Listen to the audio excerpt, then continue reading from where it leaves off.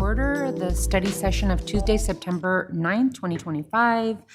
Items 1, 3, 5, and 7 are executive sessions.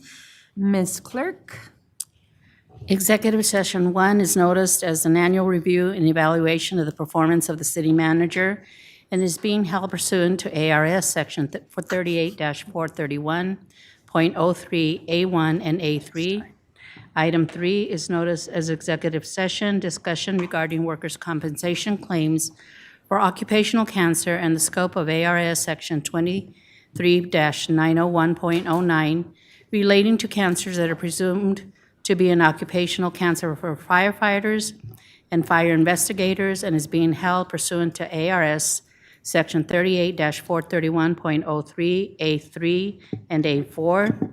Item 5 is noticed as executive session, Goodman versus City of Tucson, Pima County Superior Court, number C, 20194826, and application of the city's group dwelling land use code regulations to properties within the scope of this litigation, and is being held pursuant to A.R.S. Section 38-431.03, A3, and A4. And item 7 is noticed as executive session, discussion and consideration of applicants for appointment to the position of city attorney, and is being held pursuant to A.R.S. Section 38-431.03, A1, and A3. So for the record, Ms. Clerk, what I'd like to do is consider executive session item 3 first, deliberate, and then come out and give direction to the city attorney on this, and then go back to executive session, if that's okay. That's fine. Alrighty. May I have a motion to go into executive session, please? There's a motion and a second. Any further discussion on this item? Hearing none. All those in favor, please signify by saying aye. Aye. Aye. Any against? Motion carries. We'll see you out in a bit.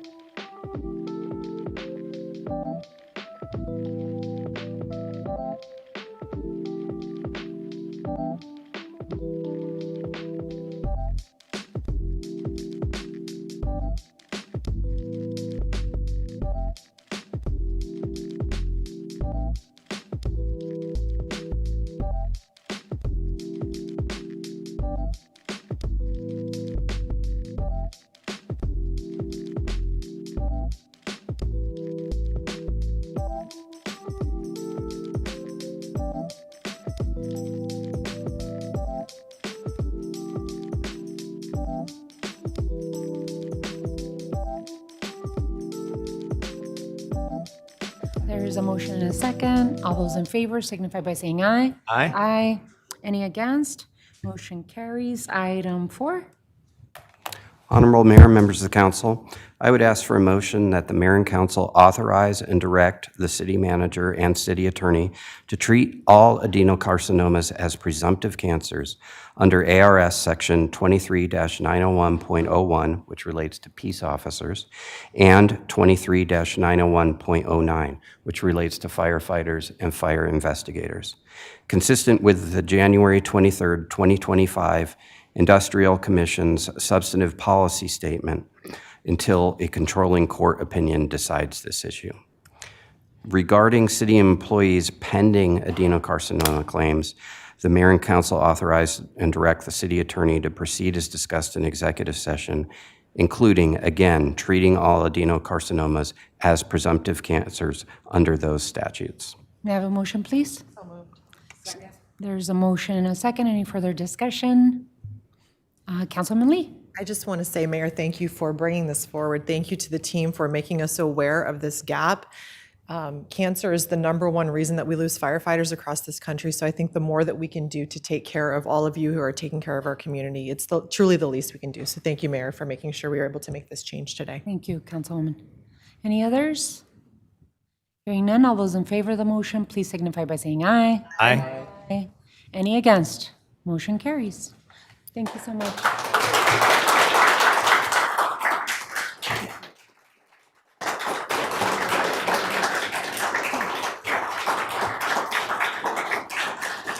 I was just going to go back into executive session, but we need a motion to go back to executive session. And thank you all so much. Second. Thank you for coming. There's a motion and a second. All those in favor signify by saying aye. Aye. Aye. Any against?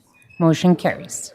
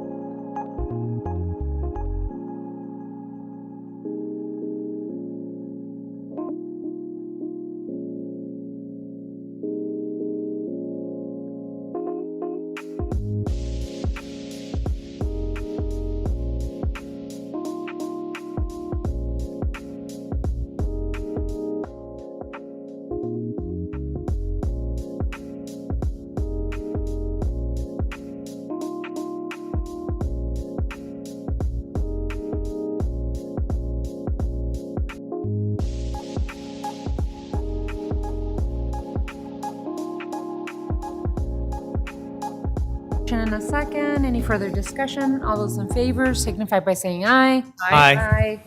Any against? Motion carries. We move on to item 2.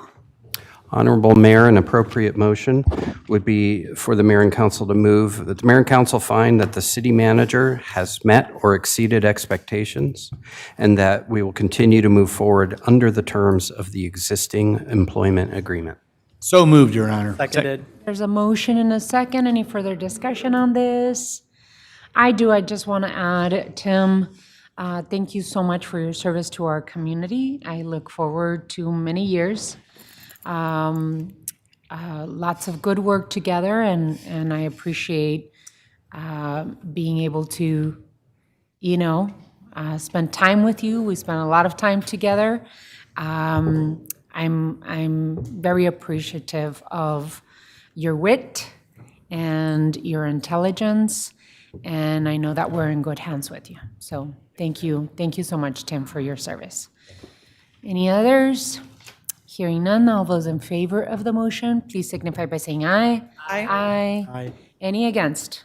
Motion carries. I have one more, Mayor. A motion? Yes, so I've, always believed in a process and co-governance and values that motivated me to run for the city council in the first place.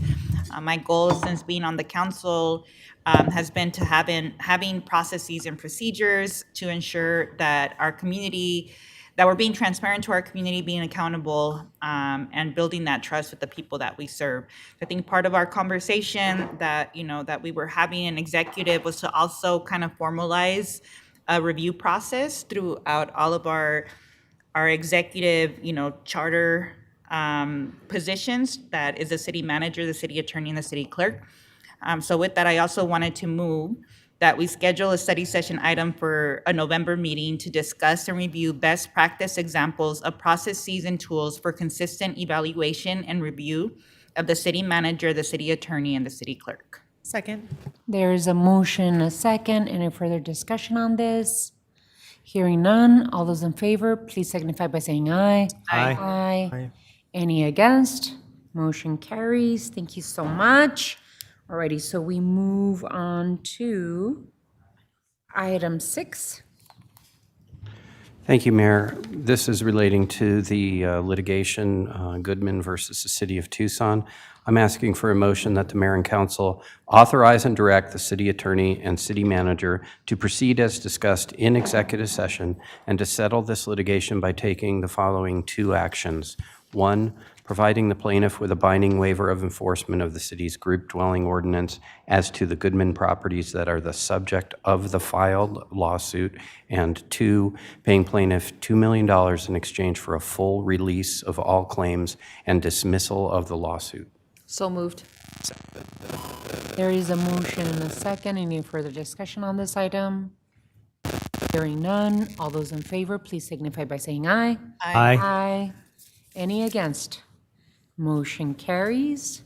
Item 8. Mayor, I would ask for a motion on this item that the mayor and council authorize and direct the city manager, HR director, and our recruiter to proceed as discussed in executive session and to move forward and to schedule interviews with the applicants as discussed.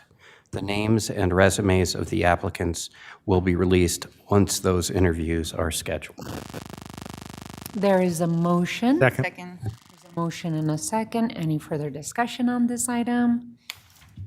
Hearing none, all those in favor, please signify by saying aye. Aye. Any against? Motion carries. Thank you so much. We are done with the executive session direction. We are moving on to item 9. Vice Mayor Santa Cruz and Councilmember Perez requested this item to allow the mayor and council to provide direction regarding a resolution proposed by the Human Relations Commission. The resolution is to reaffirm the city's commitment to address groundwater contamination near the Tucson International Airport. Vice Mayor, you brought this to the table, so I'm just gonna hand over the mic to you. All right, thank you. Thank you, Mayor, and to my colleagues for this time. I wanted to begin by uplifting the leadership of Alicia Vasquez, who's a good friend, but also a fifth-generation Tucsonense and the co-director of the Mexican American Heritage and History Museum, for her tireless advocacy around the legacy of TCE contamination on Tucson's south side. Earlier this year, Alicia reached out to our office to bring this proposed resolution forward. Since then, my office has worked closely with the members of the Human Relations Commission to move this forward with the support it deserves. So thank you to my colleague, Councilmember Perez, for being in support of this. The letter, grounded in years of community engagement and lived experience, makes clear TCE contamination, it's not just a historical event, it's a continuing public health environmental justice issue. I had the opportunity last week to be part of a panel with Mr. Jaramillo, talking about our experience with TCE growing up on the south side and how important it is that we continue to tell this story to other students at the university or just community members that continue to live with this trauma, fearing their tap water, carrying grief for lost loved ones, and fighting back against new threats, as most recently with Project Blue. At the same time, younger generations often don't know this history because it hasn't been taught, shared, or acknowledged at the scale it should be. That silence creates risk. And as I'm, thinking about this right now, I continue to only drink filtered water because of this trauma from being young. I just don't, trust tap water. And as much as this body, talks to people about our water being safe, I think that's a real, just trauma that we carry in our homes. We've also heard clearly about gaps in healthcare access. The small amount of funding currently available, around $250,000 annually, is simply not meeting the needs. Residents are being asked to educate their doctors, wait months for appointments, and pay for care they can't afford. So we know that our policy needs to match the reality on the ground, and that means supporting stronger community education and historical preservation around TCE, expanding access to trauma-informed, culturally competent healthcare for impacted residents, and ensuring that the burden of cleanup care and accountability falls on the polluters and not the people. So I want to thank again Alicia, the Human Relations Commission, to our folks on the ground who have been doing this work for over 2 decades, to every Southside resident who continues to tell the truth and demand action. And I know it just doesn't, this is not only a symbolic, but just a commitment that we continue to make in acknowledging this history and the impact it's had on our communities, and that we know that ongoing as a public health issue, that we also need the county to be a part of this. So with that, I'll hand it over to Councilmember Perez, and then invite Daniel Sullivan and Roberto Jaramillo to the podium. I have no further comments. I would invite them. Mr. Jaramillo, if you'd like to come up to the tall mic. Oh, to the tall mic, por favor. Yes, Roberto Jaramillo, thank you for having me. I just noticed my name was misspelled. It's Jaramillo. Thank you for having me here, Mayor and Council. First of all, I'd like to say thank you for the big no on Project Blue. So thank you so much. Yes, we've dealt with this. Is nothing new to the South Side. Has been going on for decades, too long, and hopefully it'll eventually stop one of these days. I don't know when, probably not in my lifetime, and nor some of our folks here. But the health issue has been the issue for many, many, many years, not only physically, but mentally. The thought of, hey, we see our neighbors, our family members, our classmates, and the list goes on, passing away. Some at a very young age, some of it doesn't catch up to them until later. Back in the heyday, we had the discussion way before, and from the research that we've done, it affects the youth that drank the water way back when, and it affects the elderly. For a lot of us, we're now both. We were the youth, and now we're the elders, and it's catching up to us. It's taken some time, but a lot of us have come down with certain illnesses. I know family members, like I said, classmates. But part of the resolution, or the recommendation, is 4 and 5 to, I believe it says to talk about this during UCAB meetings, if I'm not mistaken. Well, I'm hoping that it does get incorporated into the bylaws of the UCAB, because when people have brought the health issues to the committee, a lot of times they're not allowed to speak about health issues because predominantly the UCAB committee was built for overlooking the cleanup of the environmental issues that we had in our community. So it would be greatly appreciated if folks in our community would be and will be allowed to speak about health issues that have affected our community. It's long overdue, guys, folks. A lot of times people have tried to speak up on it, but because of, I guess, the bylaws, they don't allow you to talk about the health issues, so it's greatly appreciated that it is incorporated into the UCAP. And I don't know how it's going to be done, when it's going to be done, but I hope it's done soon. Thank you.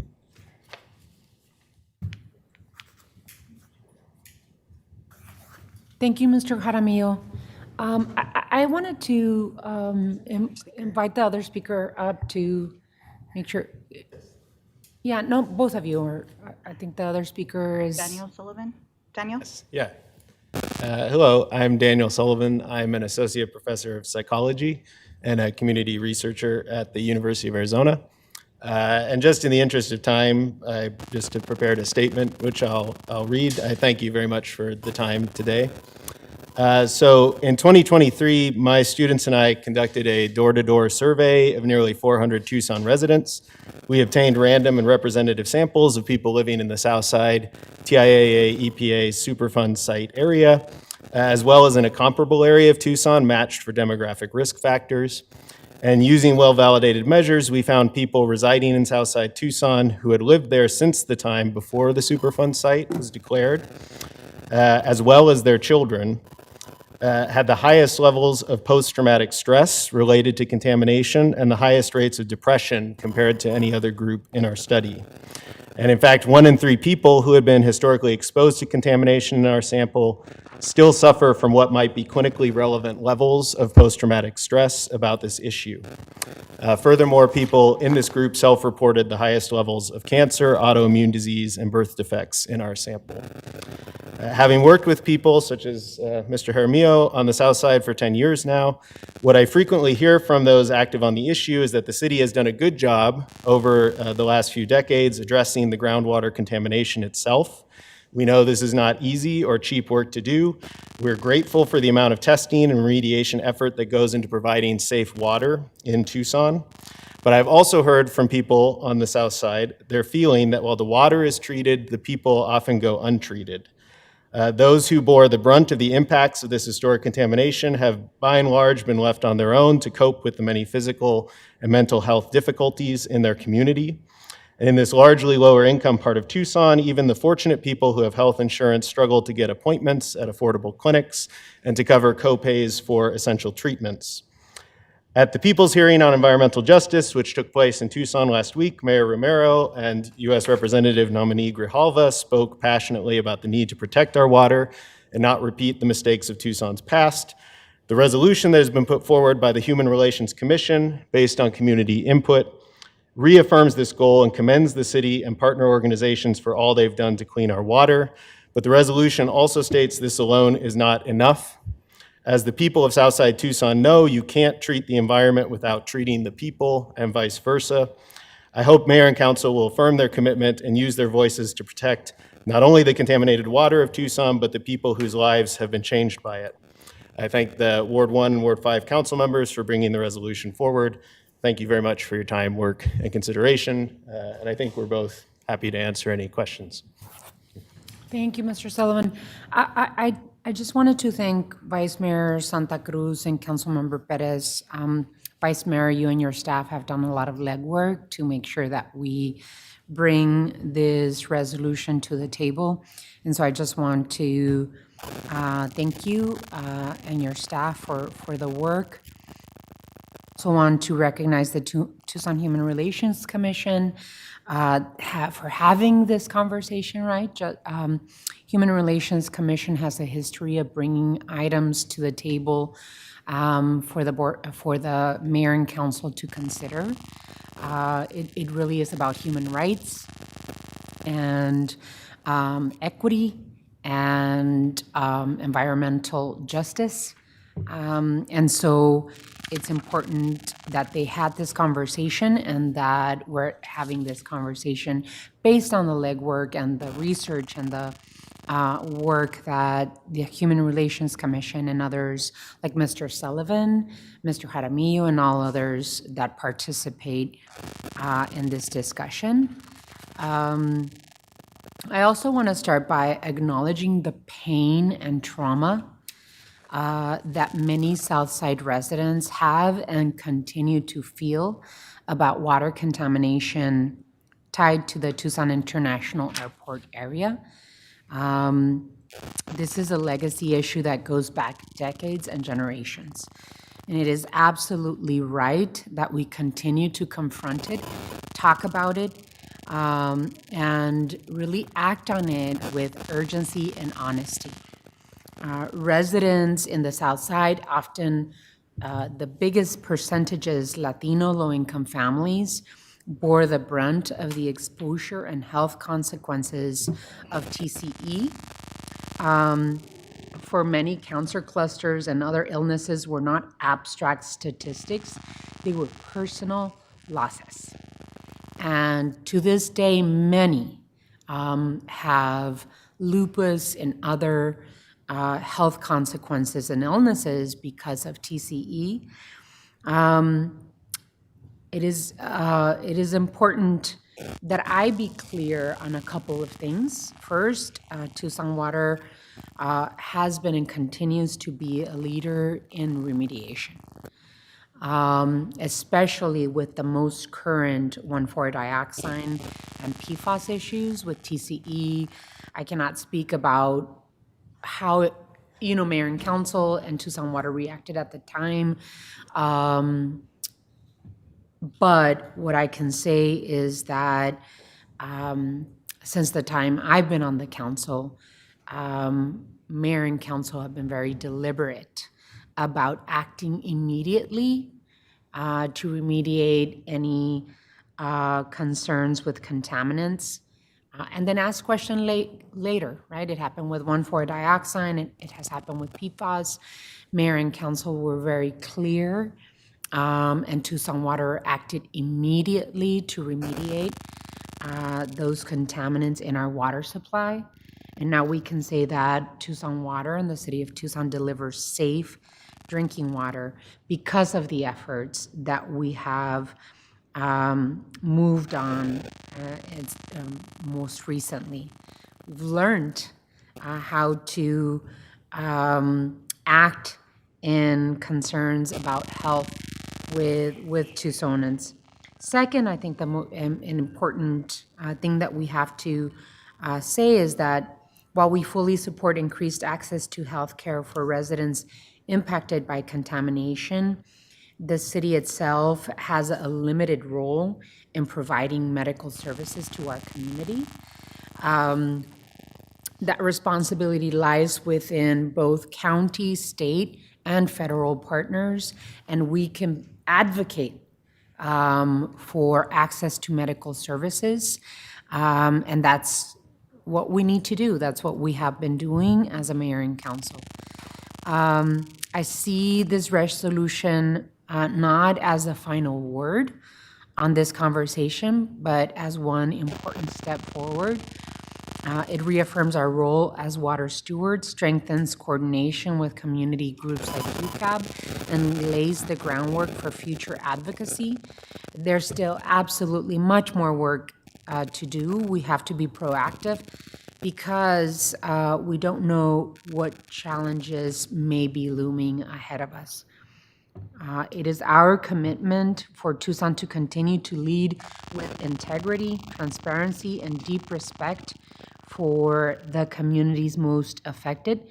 The city continues to work with the EPA, ADQ, and UCAB to push for accountability for corporate polluters, the Department of Defense, and the U.S. Air Force.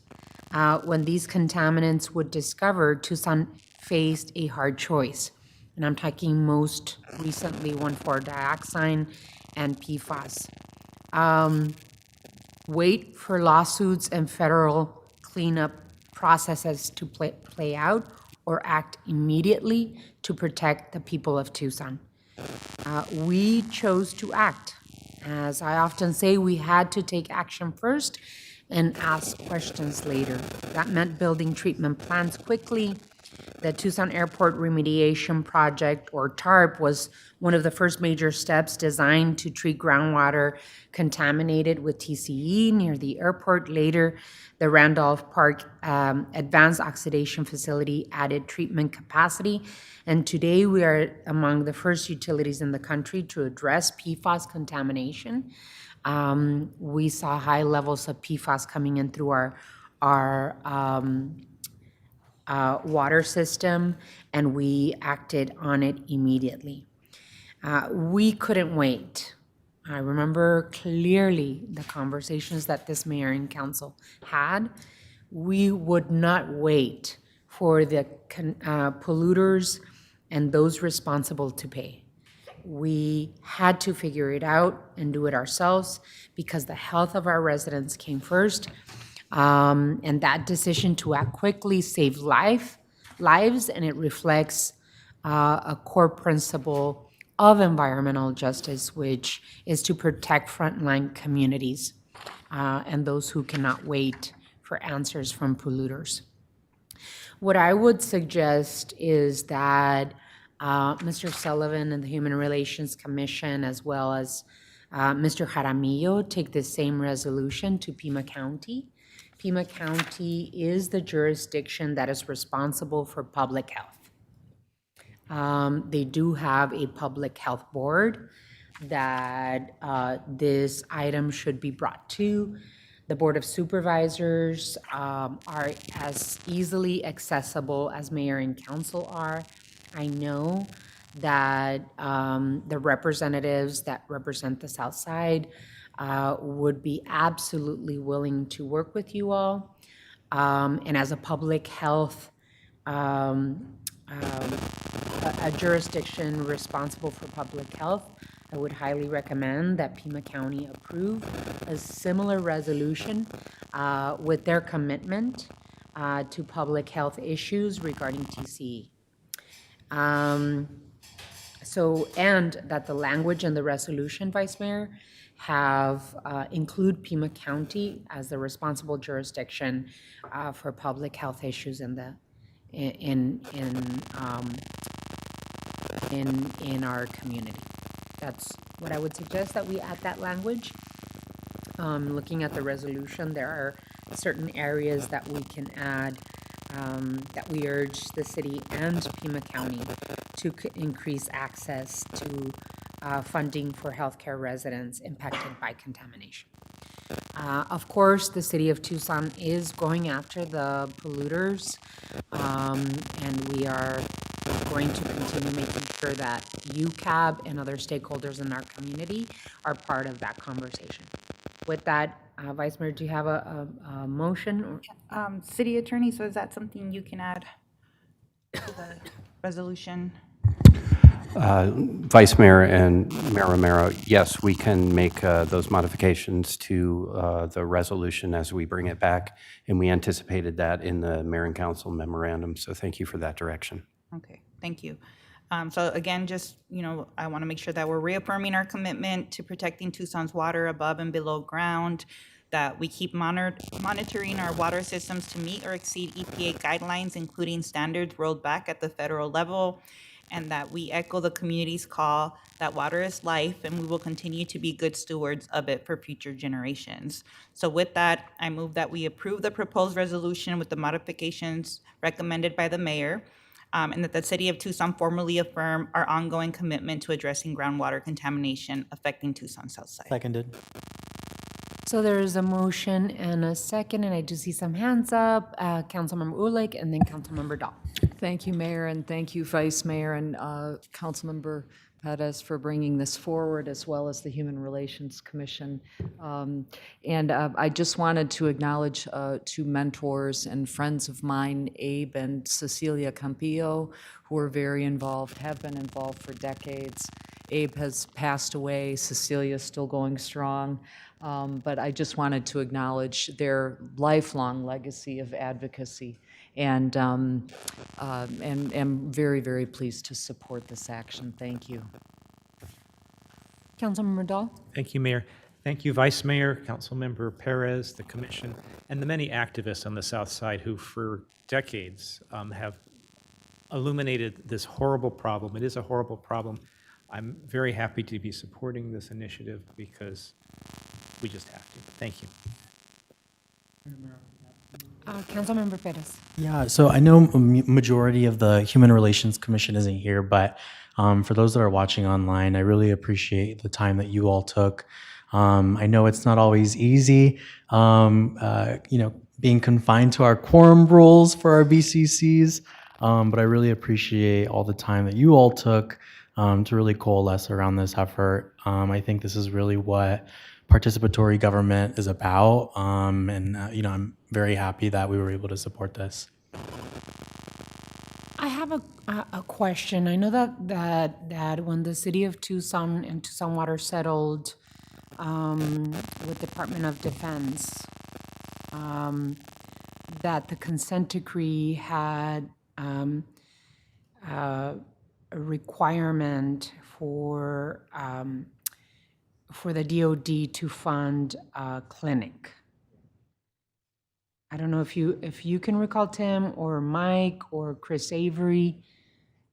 I don't recall that being a component. Good afternoon, members of the Mayor and Council. This is Chris Avery from the City Attorney's Office. The consent decree that we signed for participation in TARP did not have the language in it about funding a clinic. Okay. But our obligations under that, the consent decree, when we talk about the consent decree that we entered into, it's primarily related to the operations of the TARP program.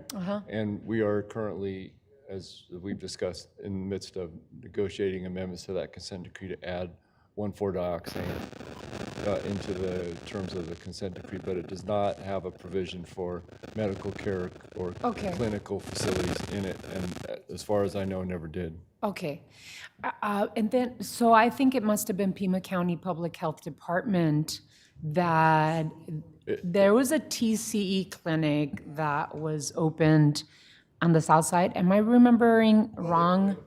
There was Al Pueblo Clinic back in. Okay, can you come to the mic, Mr. Jaramillo? Yes, the clinic there was, hold on.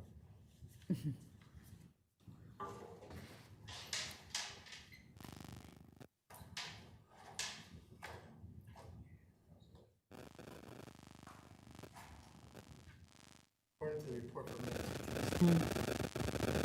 there was a clinic established by the name of Al Pueblo Clinic, but they were limited to the services they could provide from the documentation that we have.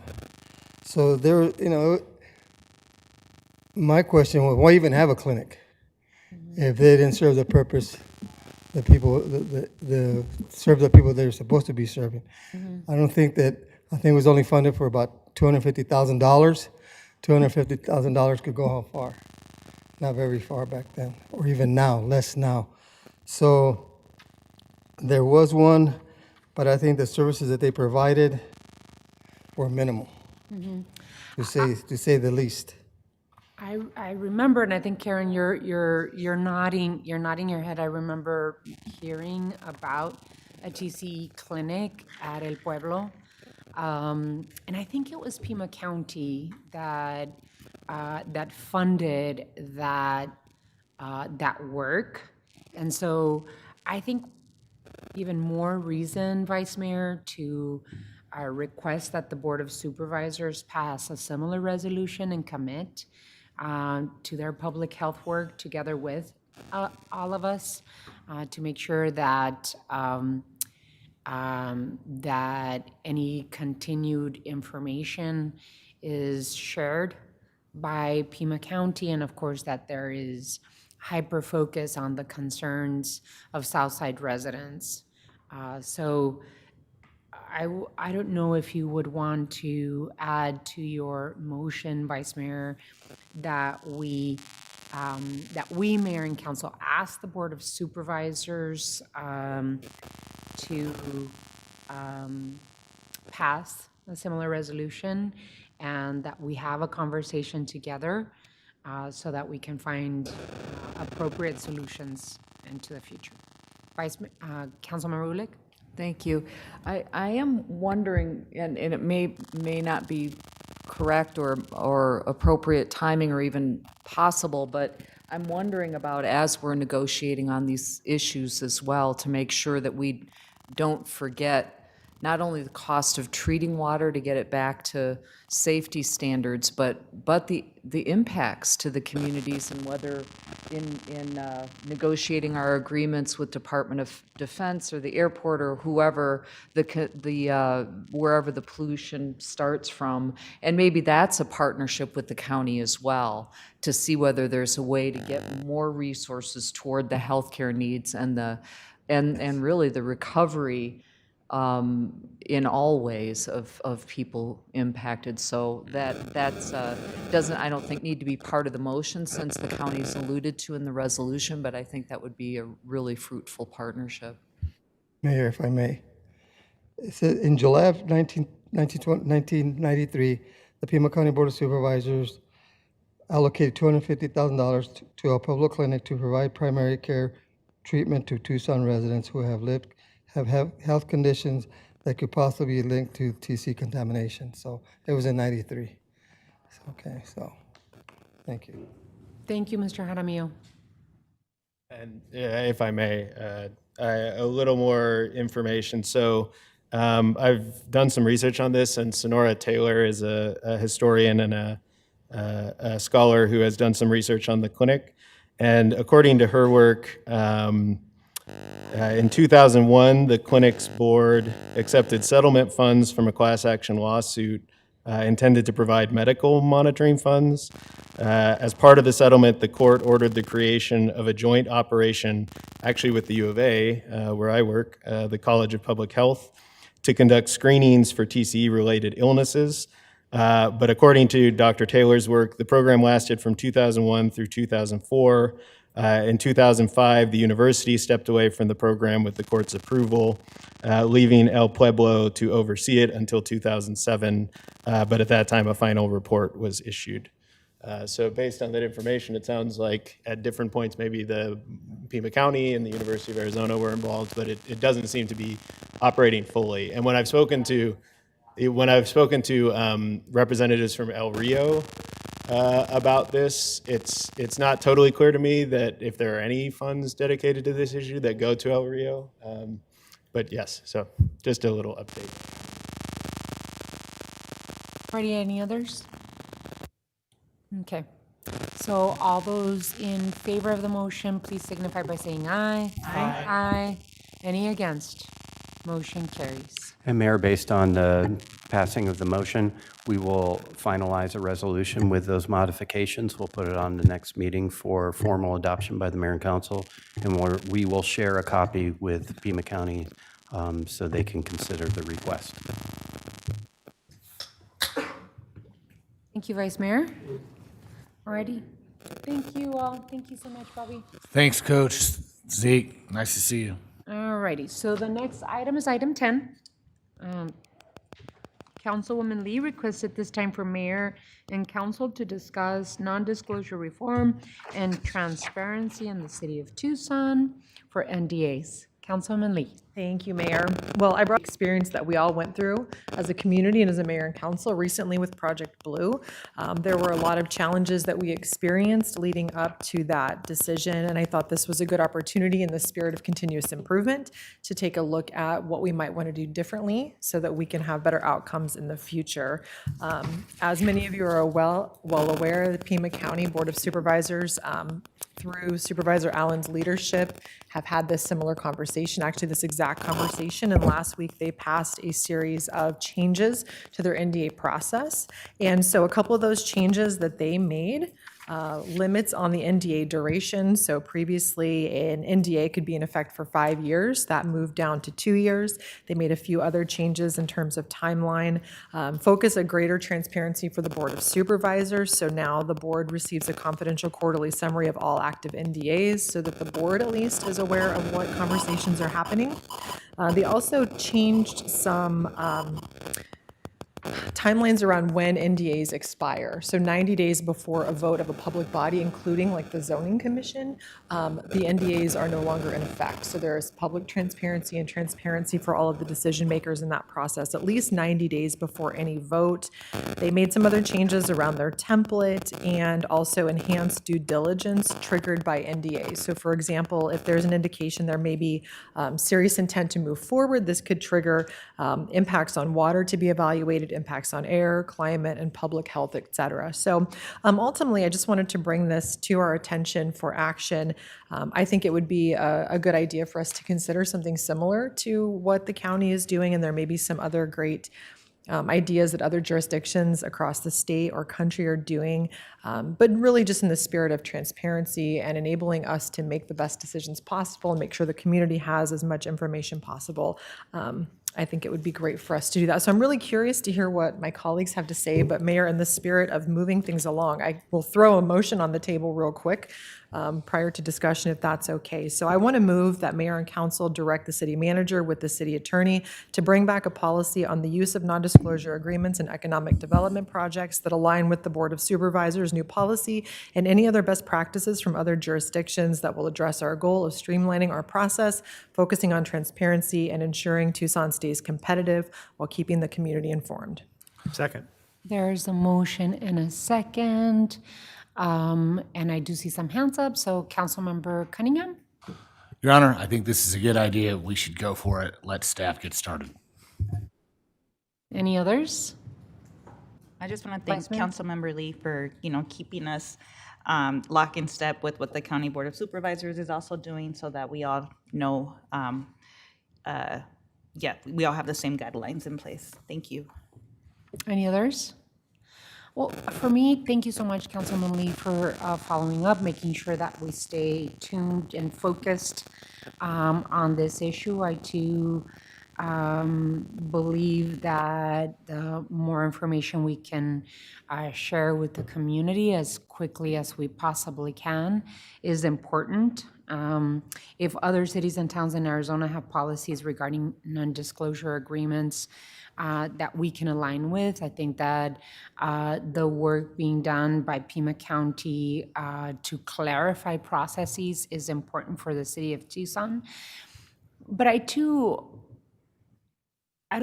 think it's not just about non-disclosure agreements, it would be good to have an aligned NDA policy with Pima County, but I think it's really about aligning the vision and priorities of the mayor and council and the community to the opportunities that our economic initiative teams goes out and looks for us. So yes, it's about transparency in NDAs and those processes, but it's also having an understanding by our economic development team, what is it that our community and mayor and council can support in terms of job creation and economic development opportunities in our city. So it is more than just NDAs and those processes, but it is about our economic development team understanding what we want to see in terms of job creation in our city. So it's way before we get to a place where there's an NDA in place. So any others? Councilmember Dahl. Mayor, and I agree with you completely, Mayor. It seems like our initiatives program has not been aligned with our values about labor, with our values about environment and climate, combating the climate problem and achieving climate resiliency. and there's other values that need to be incorporated so that we're just not opportunistic and the company from way across the ocean wants to do something. Let's go out and reach the companies that share our values and will be an asset to our community. I think we heard that loud and clear in the opposition to Project Blue. I also know that there are some NDAs, and I don't even know what they are. I think I might know one. And I imagine the practice is the council member who's might be affected gets a briefing, but we all don't. So I don't think you mentioned them, Councilmember Lee, about us getting a report of all the NDAs in existence, and then in executive session, get a deeper dive into some of the projects before they go forward. So looking forward to staff coming back with stuff. Thank you. Thank you, Mayor. Councilmember Ulick? Yeah, thank you. And I appreciated that part as well, just understanding what NDAs the city has signed on to, and really, I think the public may be most interested in the attached template of the policy that is being contemplated, and I think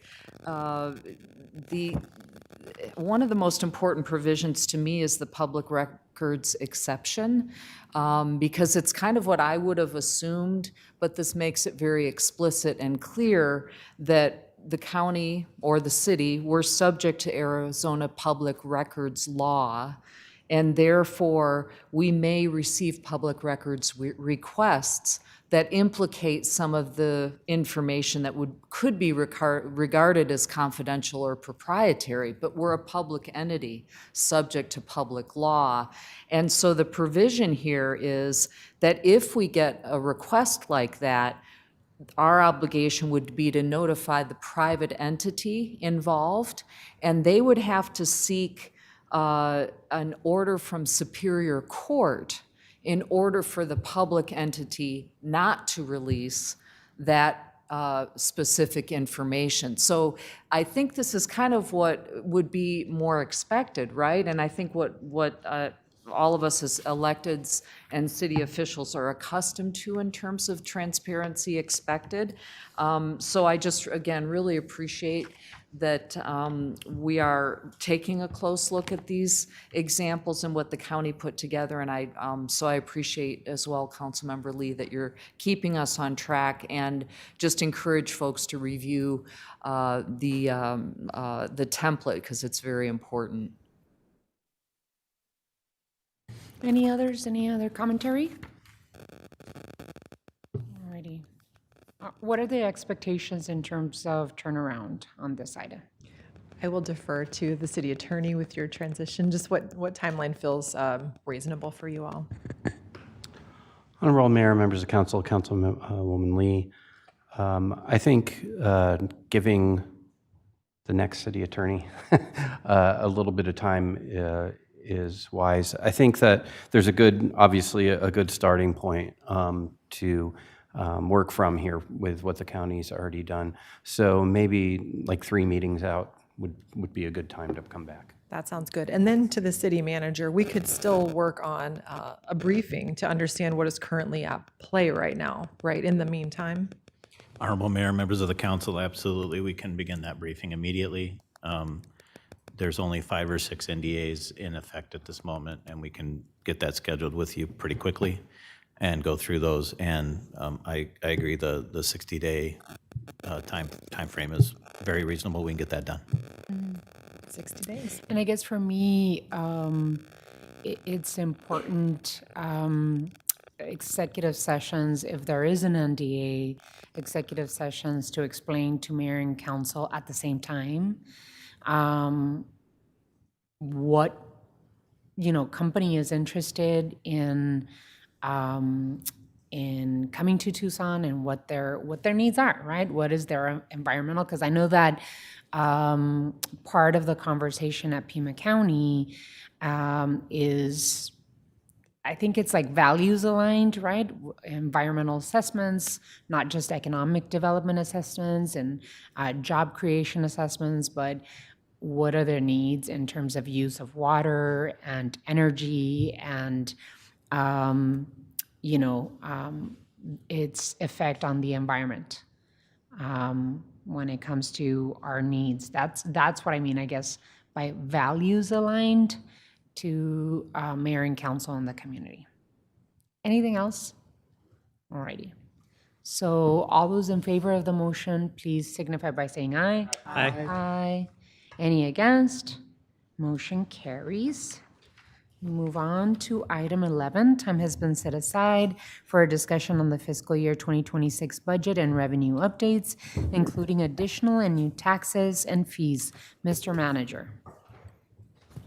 Honorable Mayor, members of the council, joining me here at the table is our Assistant City Manager and Chief Financial Officer, Anna Rosenberry, for a brief presentation. This is really, we're just now in the first quarter of the new fiscal year, which means our minds are already turning toward the next budget. But it's really just a real quick update, snapshot of where we're at. And we expect to have a study session scheduled with you over the coming months to address a variety of different financial issues. But I'll turn it over to Anna for today. Thank you, Manager, Mayor, members of the council. This is a brief update. I don't think I've had a 2-slide presentation to you guys in quite a while, so I kind of enjoy it. Not that you aren't lovely to sit here with. Thank you. So as you're aware, since adoption of the budget in June, we have been implementing and monitoring how that financial plan is going. Your FY26 budget was a balanced budget.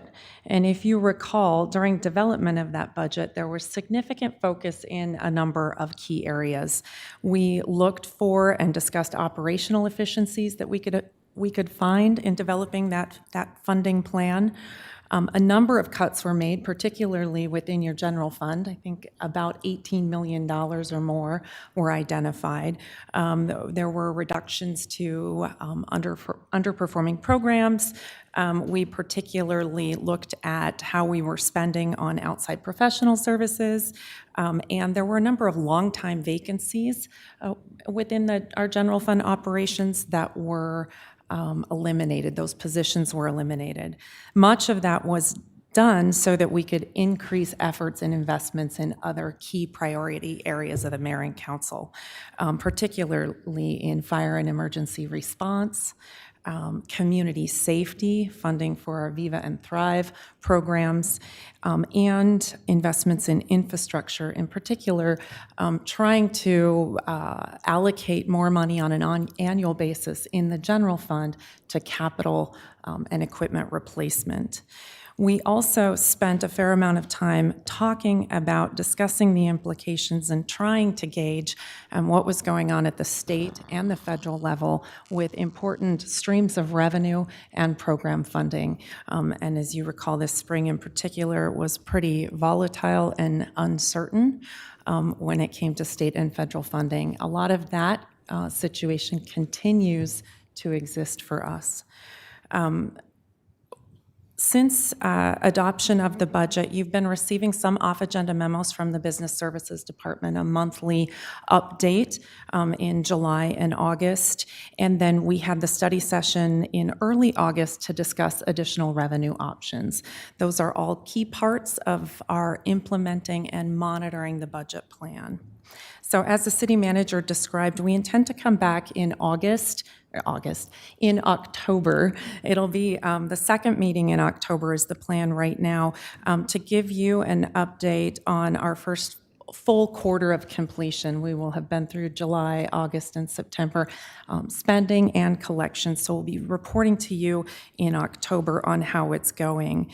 At that point in time, we are going to update our 5-year forecast with changes in the financial picture that we've seen since adoption of the budget. As each week goes by, some milestones get passed, some different activities occur, and we have a little more clarity on what the future is going to look like in that five-year picture within the general fund.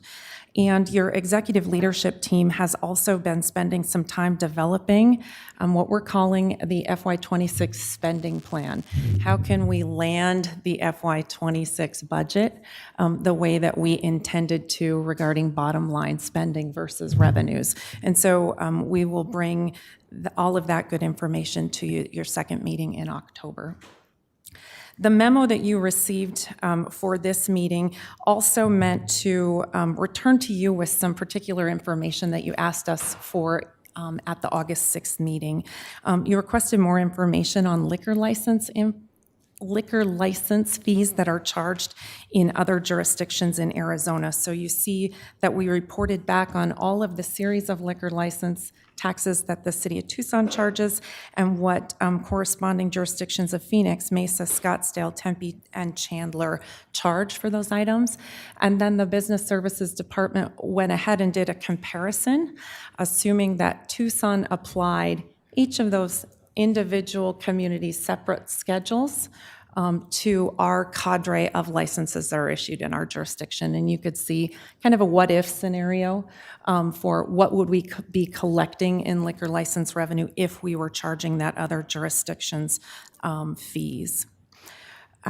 You also asked us for some additional information regarding the applicability of public utility taxes.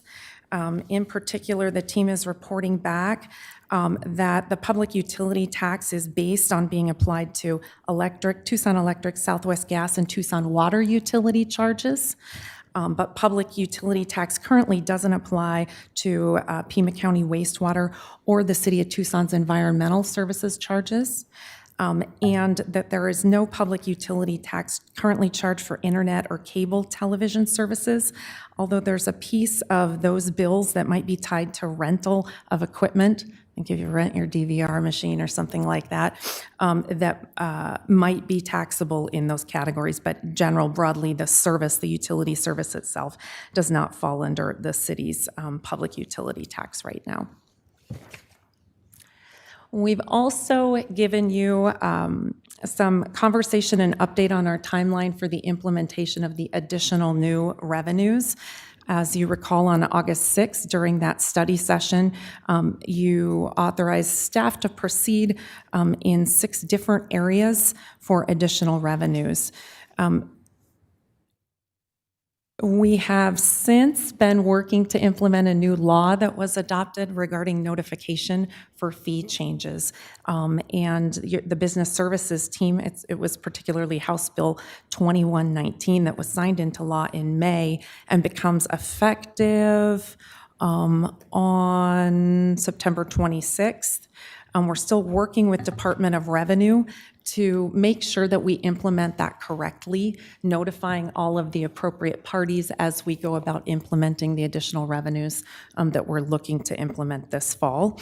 But barring any major changes with Department of Revenue, we expect to have, let me look at my exhibit here. We expect that the earliest meeting date that we will be back to Mayor and Council with official action on those items would be the October 21st meeting. We have already posted to the city's website the action notification that we're aware that we need to make. So that's been posted for a couple of weeks now. And so this fall, we will be pursuing all of the various steps to implement those additional revenues, hoping to have the effective date of those revenues be in January of 2026. Mayor, that's the update that I have for you this afternoon. Well, thank you so much, Ms. Rosenberry, for the update. I really appreciate it.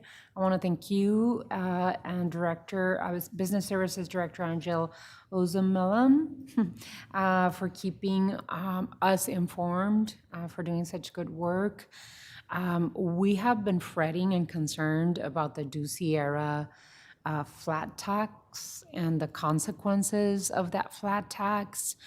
I have also been very concerned about the President Trump's tariffs and how they are affecting Tucson and our revenue. Can you talk a little bit about how it's affecting our revenue and what we need to think about in the near future? Yes, Mayor, council members. So the team has been monitoring a number of our local revenue sources for a number of months, basically since January. As you might recall, during the first few months of the calendar year, we had been seeing a decline in local sales tax revenues.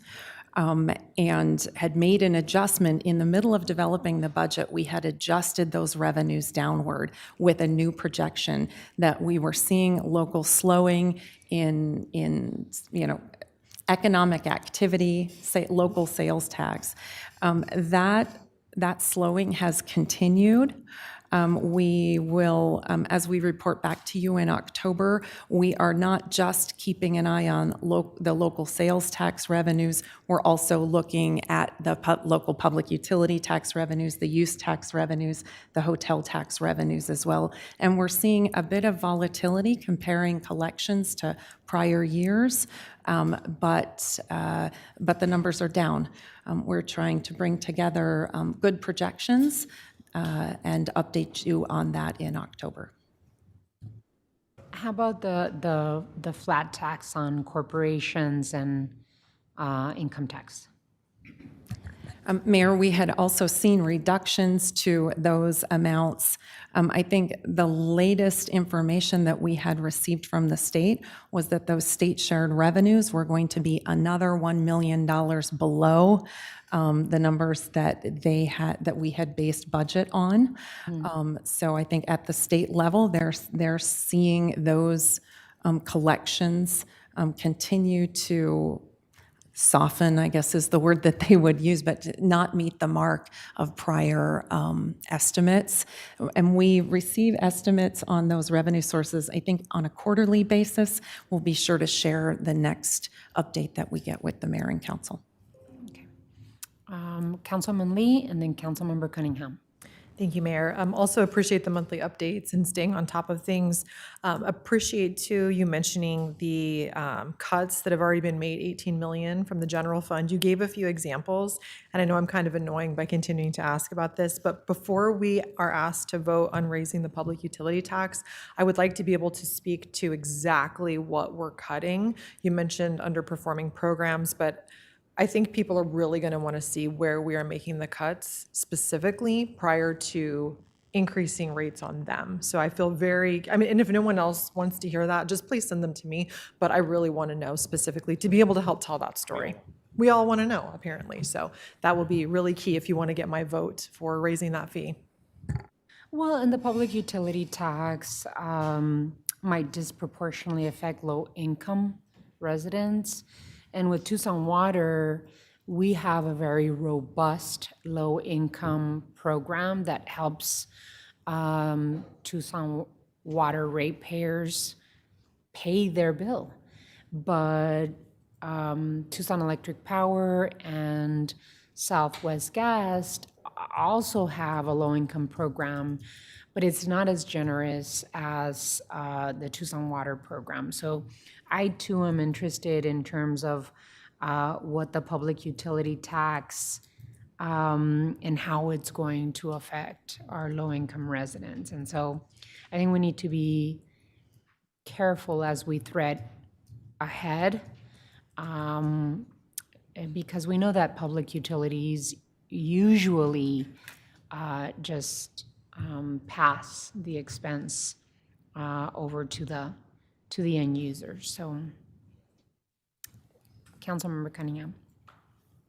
I had a few things. One of the things that was really interesting to me that actually stuck out was that we're one of the only jurisdictions where the liquor store is lower than the beer and wine store. And I didn't really like that. I think it should be a lot harder to do the liquor piece, especially if you're doing minis. I'm about to bring some stuff forward about minis and about liquor-based items that are on the floor and not secure. That's where we're having a lot of problems. We had a kind of the beginning of what's going to be a pretty robust convenience store discussion over the next few months. And I just really, that's one thing that really stuck out to me. The other thing that was interesting is that while Mesa, quote unquote, has the lowest of all the categories, they have the highest issuance fee. So what they do is they charge you basically like $100 to apply, and then they give you, but they when you get your liquor license, they charge you a lot more. They charge you $2,000. So it's a much, I guess it's a more fair practice in that at least they didn't give us a $1,500 check and then get rejected. And so I think that's a really good thing. And I think that's one of the things that hurts us at the liquor board is that when we send a recommendation of no, the person actually had to already spend $1,500 to get a no from the city. Well, maybe we might want to take a page out of Mesa's book and charge them the $2,000 when we issue the liquor license, but only charge them a few $100 when they apply, and then keep our fees the same, consistent with Phoenix, though I'd like to tweak them a little bit in that we can have, I think we should have a higher number absolutely for liquor stores and even for bars. So I think there's some opportunity there, and it won't generate a significant amount of revenue, but I definitely like the idea. It really makes it easier to basically say, hey, get your ducks in a row with the neighbors before you get your liquor license, because you only had to spend a couple $100 on a license application instead of like $1,500. So that was the one thing that stood out with me in the liquor license piece. On the utility tax, my question on the utility tax is I didn't get it clear. So can we do the wastewater thing or not? Yeah. Councilmember Cunningham, Mayor, members of the council, we're still investigating that as an option. If you recall, there were 5 of the 6 items that it was returned to us with these, and there was one item that was continued to investigate and explore with the county, and we are still in the investigate and explore phase. I guess the big question is I'm not a big fan of raising our bills for our residents, especially I don't really want our residents paying more for electricity than the people in the county go for. And that goes in turn to the issue that we have with the transit occupancy tax. There is value to going to the percentage-based formula and not taking the $4. That there is some value to that, but there's not a lot of value of raising it up when we're not competitive to a point where if you're in the county right now, your total tax liability per night is 12.05%. If we raise ours to more than about 14.95, we're just not going to be competitive. And some of the bigger groups that come into Tucson will defer out to Westward Look and to La Paloma and places like that anyway. And so I don't really want us to lose. I don't want our hoteliers to be at a disadvantage. If we need to raise it a year or two later, that's fine. But if we're going to convert, we should do it in a pretty revenue neutral piece. That's something that I want to let people know. I'm not going to vote for anything more than 14.95 if we switch. And the last piece was with the short-term rental piece. I think the short-term rental is really important, but I think it's actually time we put the long-term rental piece back on. And as we've been fighting this for a long time because we're worried about some of our property managers passing it on to tenants. But my issue is that I think some of the practices, we have some good actors too, don't get me wrong, but some of the practices that we have and the struggles that people are just able to even get a fair lease right now is pretty bad. And we're spending a lot of resources trying to help people get housing starts, help them getting into apartments. And a lot of that is we find ourselves toe-to-toe with the property managers. So we probably need to recognize that and take a look at those things. So that's kind of where I'm at. I just wanted to make sure that I was clear about where I am with all this stuff because I don't want to have any surprises. Thank you. Vice Mayor? Thank you, Mayor. I just want to make sure that we don't lose sight of how this conversation started. It was about talking about transit fares. So I just want to, keep that in front of us. And as we're continuing to have these conversations about the city budget, I think it's important that the conversation doesn't always go to what can we cut and how do we do more with less. Because if we're looking at our own household or businesses' finances, the question isn't just about cutting. It's about how do we increase our revenue so that we can not just meet the bills, but also provide for the things that make life fuller for us. So whether that's investing in our kids, expanding our businesses, or saving for the future, we recognize that income has to match that vision. And so I think it's important for us to think about this organization in the same way. We have the basic obligation that we need to meet, but we also have aspirations as a community, whether that's safe streets, parks, housing, climate resilience. So if we are only talking about cuts or making sure people know that we did all the cuts before we instituted new fees and taxes, which is the only way that we can get revenue per state mandate in our city charter, we're shrinking the possibility of what we can build together. So I think that we need to remember that increasing fees or taxes isn't just about taking more, it's about investing more in ourselves so that our city can not only cover the basics, but also, create that future where we're all thriving and growing in ways that our community deserves. So I just wanted to add that to the mix. Councilmember Lulick? Thank you. Yeah, I would agree, and I think we've really tried to stay competitive and make sure that we're in line, if you will, with the region and other jurisdictions in the state. And Councilmember Cunningham, I will be very interested in looking at the hotel piece, and I recognize that part of it is the raw rate that we're looking at, 12% versus 14.95. I really want to make sure that we're getting apples to apples comparisons, because many of the resorts that are in the outlying areas also do charge extra fees, like straight up a resort fee for just the privilege of staying at a resort versus what probably many of the hotels and accommodations in Tucson charge.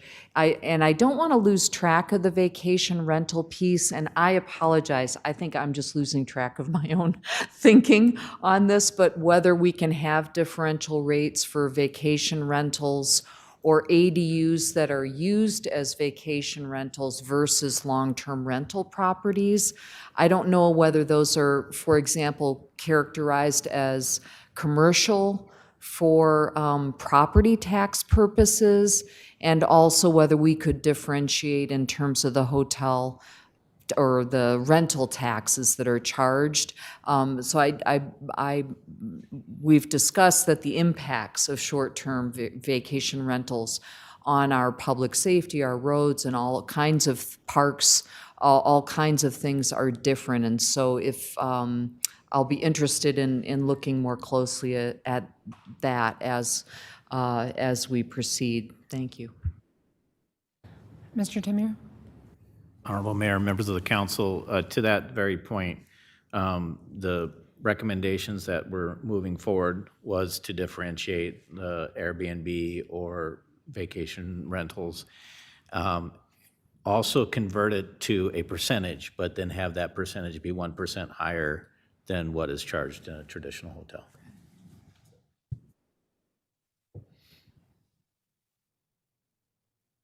Are there any jurisdictions that charge differently for liquor licenses based on calls for service? Bars, I'm thinking convenience stores, bars, hookah lounges, I'm not sure. I'm just thinking that there are certain establishments that use much more of our resources, very specifically with Tucson Police Department and the service for calls there. Does that exist even? Mayor, members of council, I believe the answer to that is no. And because of the perimeters of what or parameters that we're authorized to base a fee on versus a tax. Any other questions, comments, thoughts? Alrighty, thank you so much, Ms. Rosenberry. Really appreciate it. Well done. Item 12, as requested by Mayor and Council, Tucson Water will provide an update on PFAS for the second quarter of 2025. Mr. Manager. Honorable Mayor, members of the council, joining me here at the table is Water Director John Kamik, and he will lead us through the quarterly update on PFAS, and then at your pleasure, we'll roll into the next item as well.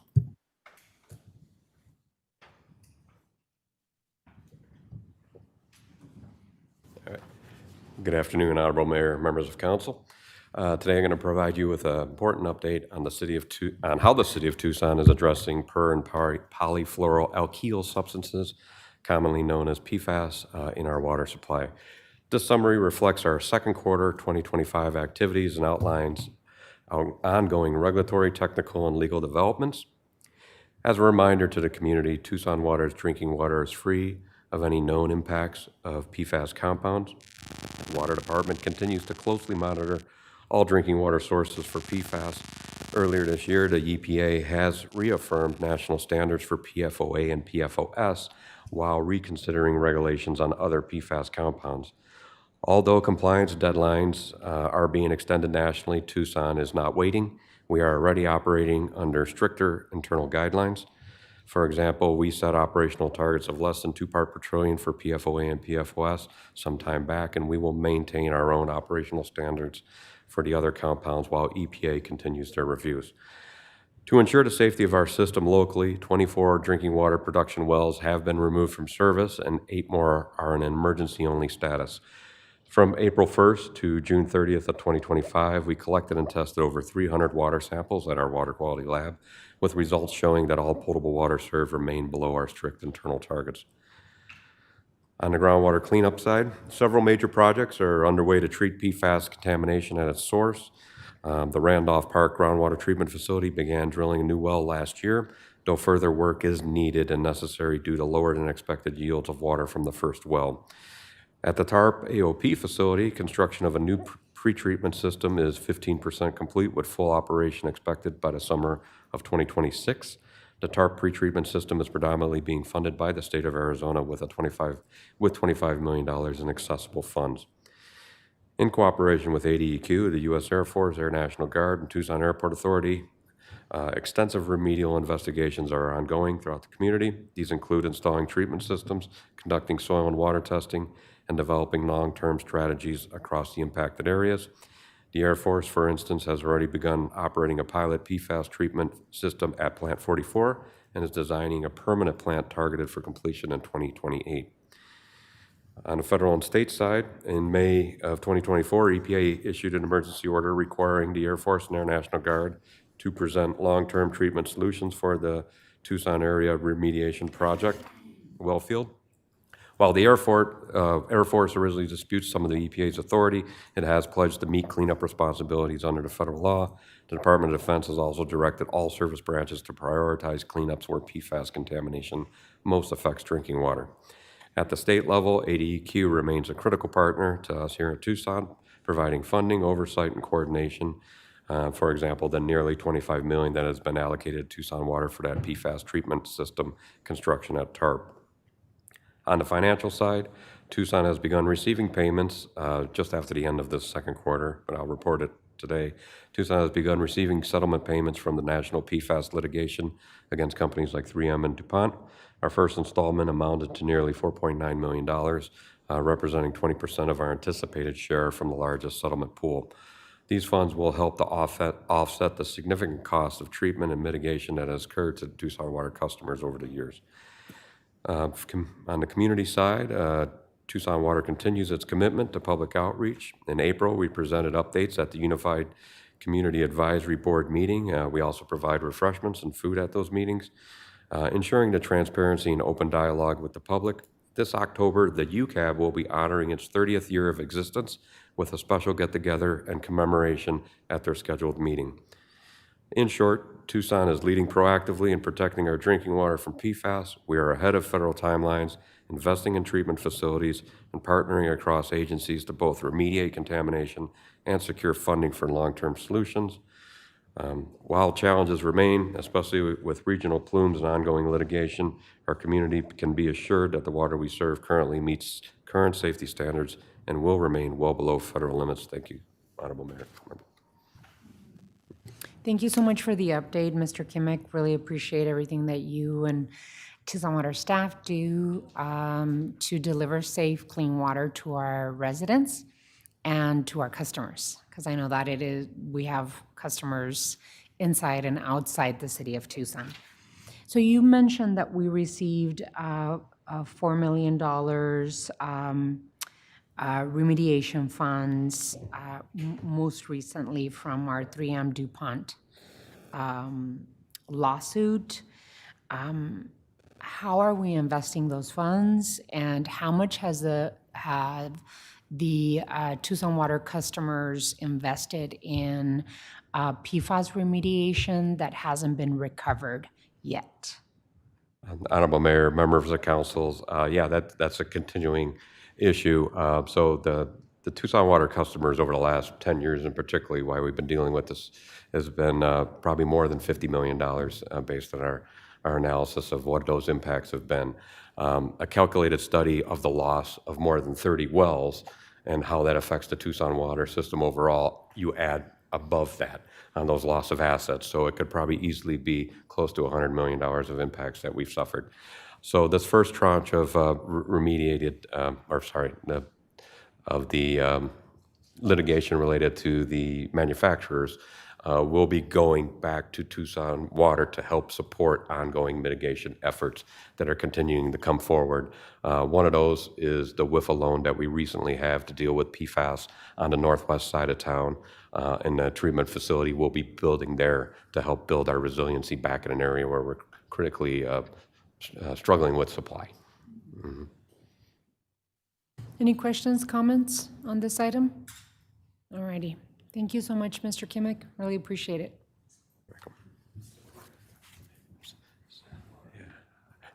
We move on to the next item. Time is reserved, item 13. Time is reserved for mayor and council to review and/or provide direction to staff on several water-related items, including a Colorado River update, 2026 CAP water purchase, and the city's drought preparedness and response plan. Mr. Manager? Honorable Mayor, members of the council, this is our annual opportunity to give you these updates. The timing of it is fortuitous and also intentional because every August we know what the conditions are on the river, Colorado River, for the next year, so we know what delivery schedule can look like. And every October 1st, we have to file our order for CAP water. So today we seek your blessing on that CAP order as proposed. And again, I turn it over to Water Director John Kamik. Thank you, Honorable Mayor, members of council, city manager. So today I'll provide with you with a comprehensive update on Tucson Water's key priorities with respect to our main water source, the Colorado River. We will discuss the status of the Colorado River situation as alluded to by the city manager, our 2026 Central Arizona Project or CAP water order, and the current status of the city's drought preparedness and response plan actions.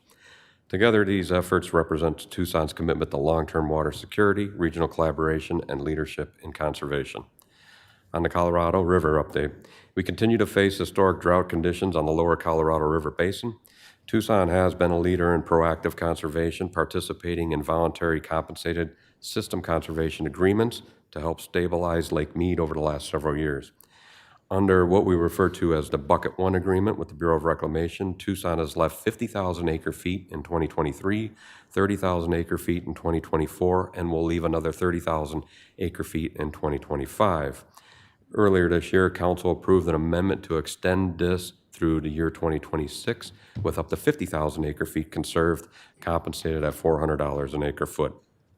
Separately, in the last year, under the Bucket 2 proposals, Tucson will be conserving this year 2,800 additional acre-feet in 2026 through long-term system efficiency project, and that project for us is the Advanced Water Purification Facility, also known as the Pure Water Tucson program, which is now about soon to enter design and is scheduled for completion in 2031. These efforts, combined with those of other basin partners, have kept river conditions above critical thresholds. Still, the Bureau of Reclamation has declared a Tier 1 shortage for 2026 on this past August 15th. This reflects where the modeling for the water elevation of Lake Mead is anticipated to be on January 1st of 2026. The latest on the post-2026 negotiations are as follows. The United States has put forth a challenge to the upper and lower basin states and tribal nations to have a draft settlement and plan by mid-November of this year. Based on recent opinion pieces by our ADWR director, Tom Bushatsky, those negotiations continue to struggle. The ultimate final resolution to this reconsultation will be in March of 2026. Let us continue to hope these negotiations continue to gain some level of momentum prior to these deadlines. As conditions develop over the next several months, I'll ensure the mayor and council are briefed on any changes perceived or real, that may ultimately affect the future water orders for Tucson and our partners.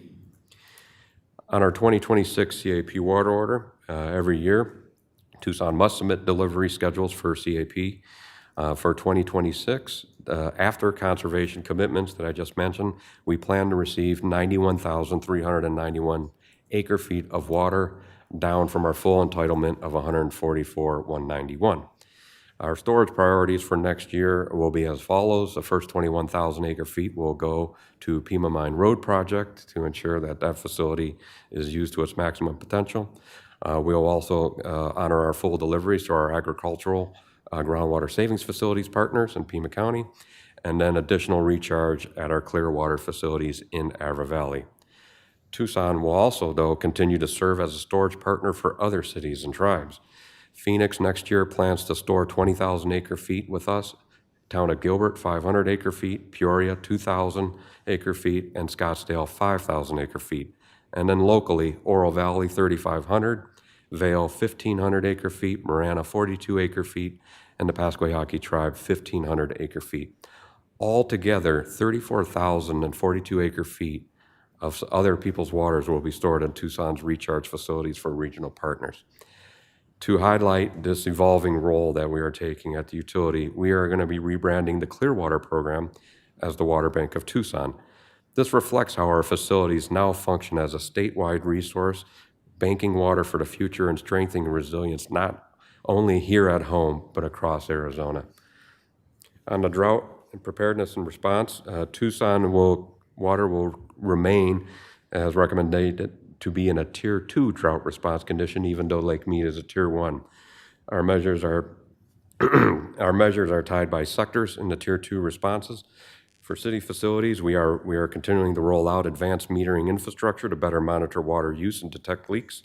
In the first phase, with city and other partners, over 20,000 meters focusing on reclaimed commercial and city-owned properties will be deployed. Through AZ WIFA grants, we've removed over 144,000 square feet of turf in the parks, saving 5.2 million gallons per year, well above our original goal of 55,000. For residential customers, we've identified nearly 9,000 households exceeding water use guidelines by 250% or more. Outreach will continue with those customers, including audits and conservation services. By doing this the last several years, customers who have acted and cut usage by an average of 20%, saving 5.3 million gallons annually. On the commercial side, programs to encourage non-functional turf removal, led by this council, already eliminating over 88,000 square feet and saving 3.2 million gallons per year, with more projects on the way. Outreach campaigns promote skipping overseeding for winter lawns, other additional AZ WIFA grants for funding retrofits and low-income multifamily housing with strong participation from our underserved communities.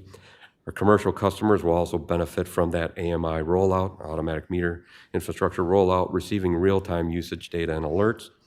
And then rate adjustments approved in 2023 now apply summer surcharges to our commercial accounts over 9 months instead of 6, encouraging conservation during peak demand periods.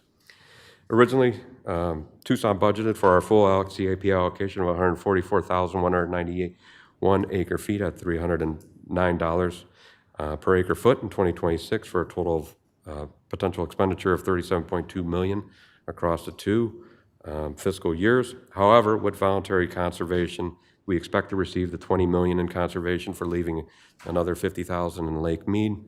And additionally, we anticipate $2 million in revenue from the Phoenix AMA partners and $473,000 in revenue from Tucson AMA partners for their storage with us. This not only offsets reduced deliveries, but also reinforces our reputation as a responsible regional partner. The income associated from these conservation efforts will continue to support needed infrastructure upgrades to our water resource facilities and the purchase of other water credits, like the recent purchase of effluent credits from the Bureau of Reclamation that happened earlier this summer. So in summary, Tucson continues to partner with others to safeguard the Colorado River through voluntary conservation. Our 2026 CAP order will be 91,391 acre feet. This order will support the city's water needs while still maintaining our leadership in regional collaboration. The rebranding of the Clearwater program to the Water Bank of Tucson positions us as a statewide leader in aquifer storage. Our drought response actions across the city, residential and commercial sectors demonstrate that conservation is a shared responsibility by all. Tucson continues to prove that even in the face of shortage, we can lead with innovation, stewardship, and strong partnerships, making our community one of the most water-resilient places to live and invest in within the Western United States. Thank you. Welcome. Any questions? Mr. Kimmich, thank you so much for your presentation. I continue to be so proud of the work that we all do here in Tucson. We are a Tucson Water, and the work that Mayor and Council do for water conservation and water resource planning is really showing not just statewide leadership, but national leadership in how we save water. So I want to commend you and your entire Tucson Water team, our colleagues on the council, the work that we've been doing. Mr. Manager, Mr. Tamura, you were leading our Tucson Water utility for many, many years and put us in the path of greater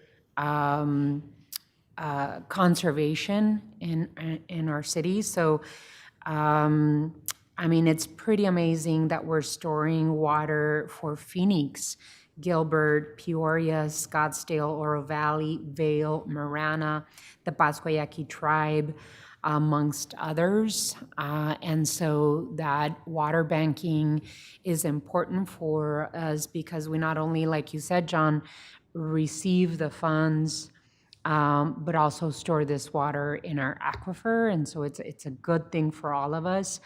You know, the city's balancing short-term voluntary reductions, which we are receiving funds for, millions of dollars to do short-term voluntary and long-term resilience investments in the second bucket 2, right? We call it for advanced water purification, which we are moving towards, which is incredible.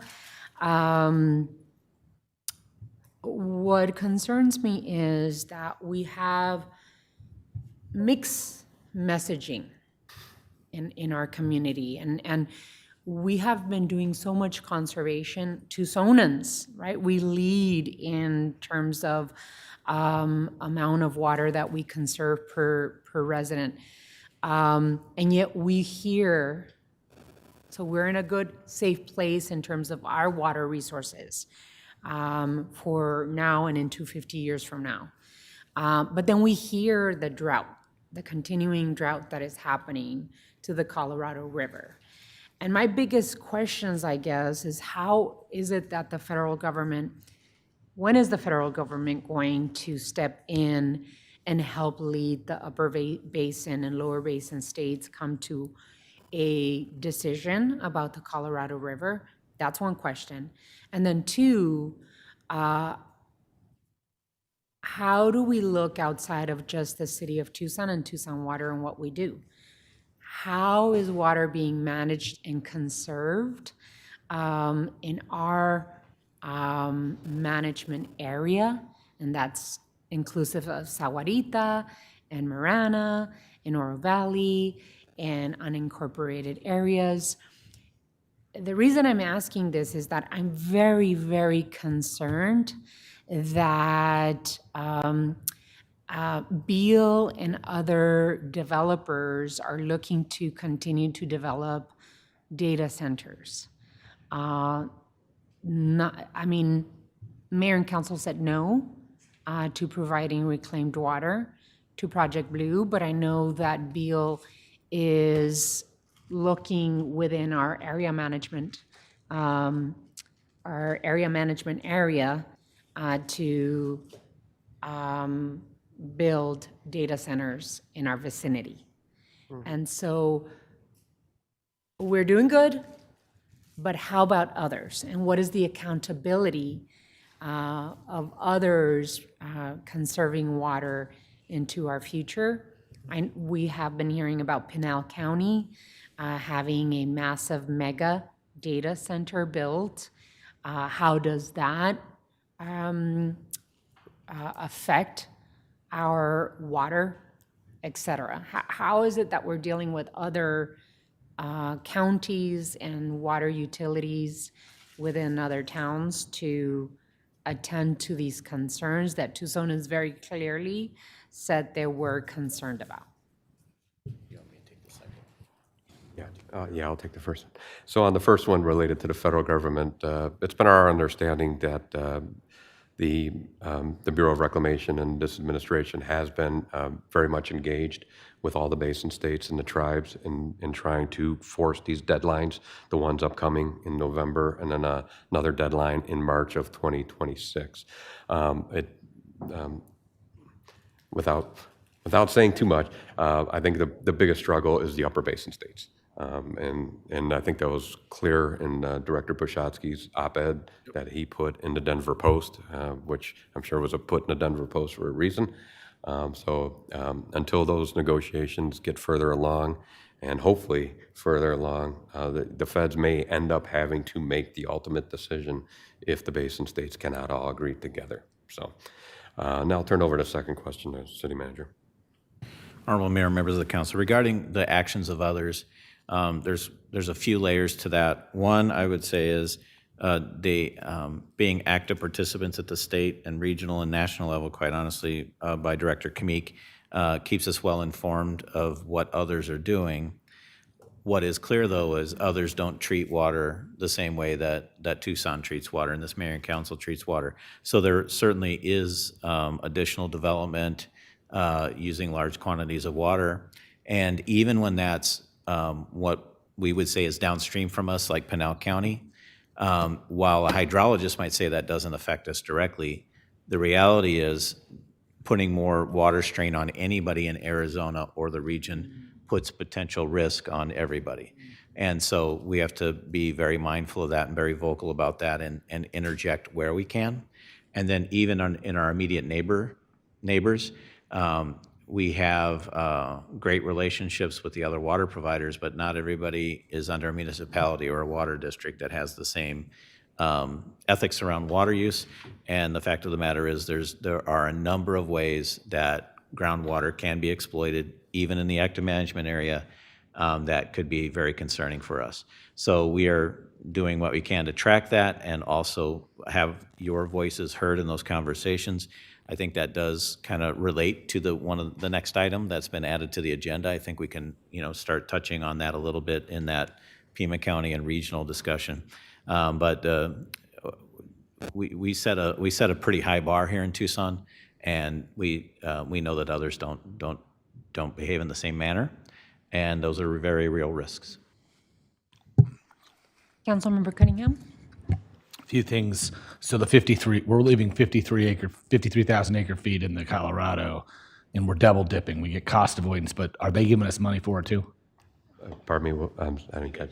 So are we literally double dipping? Water reference there. We get paid for the 50,000 acre feet. That's the bucket one. That is the cash for water program. The bucket two, the additional 2,800, is the first of a 10-year program, and that's to get reimbursement for the construction of the advanced water purification. But we also get cost avoidance of what we didn't buy. True. Yes.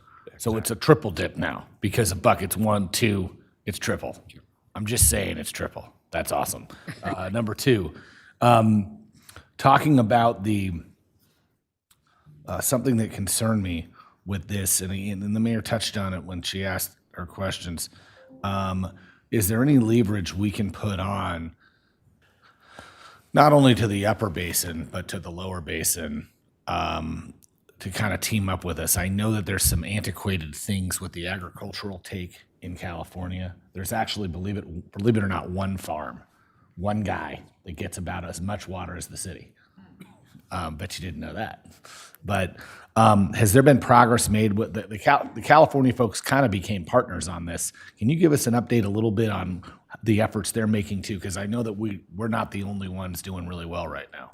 Yeah, Honorable Mayor, Councilmember Cunningham, that's a good analysis. The lower basin states, Arizona, California, and Nevada have come together to put forth lower basin proposals jointly.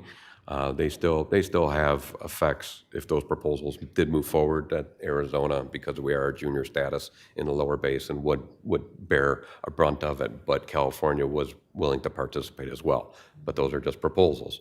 It seems to, the biggest concern right now is the upper basin states coming together and guaranteeing a release of water from the upper basin to get to the lower basin for us to be able to have in those sharing.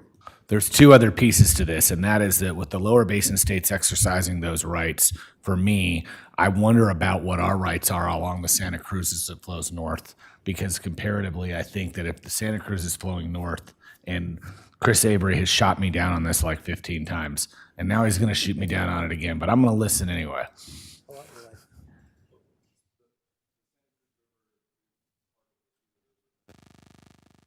The river adjudication, but it will be a long, long time before any rights to the Santa Cruz River are quantified and before there's any allocation process that occurs on the Santa Cruz River.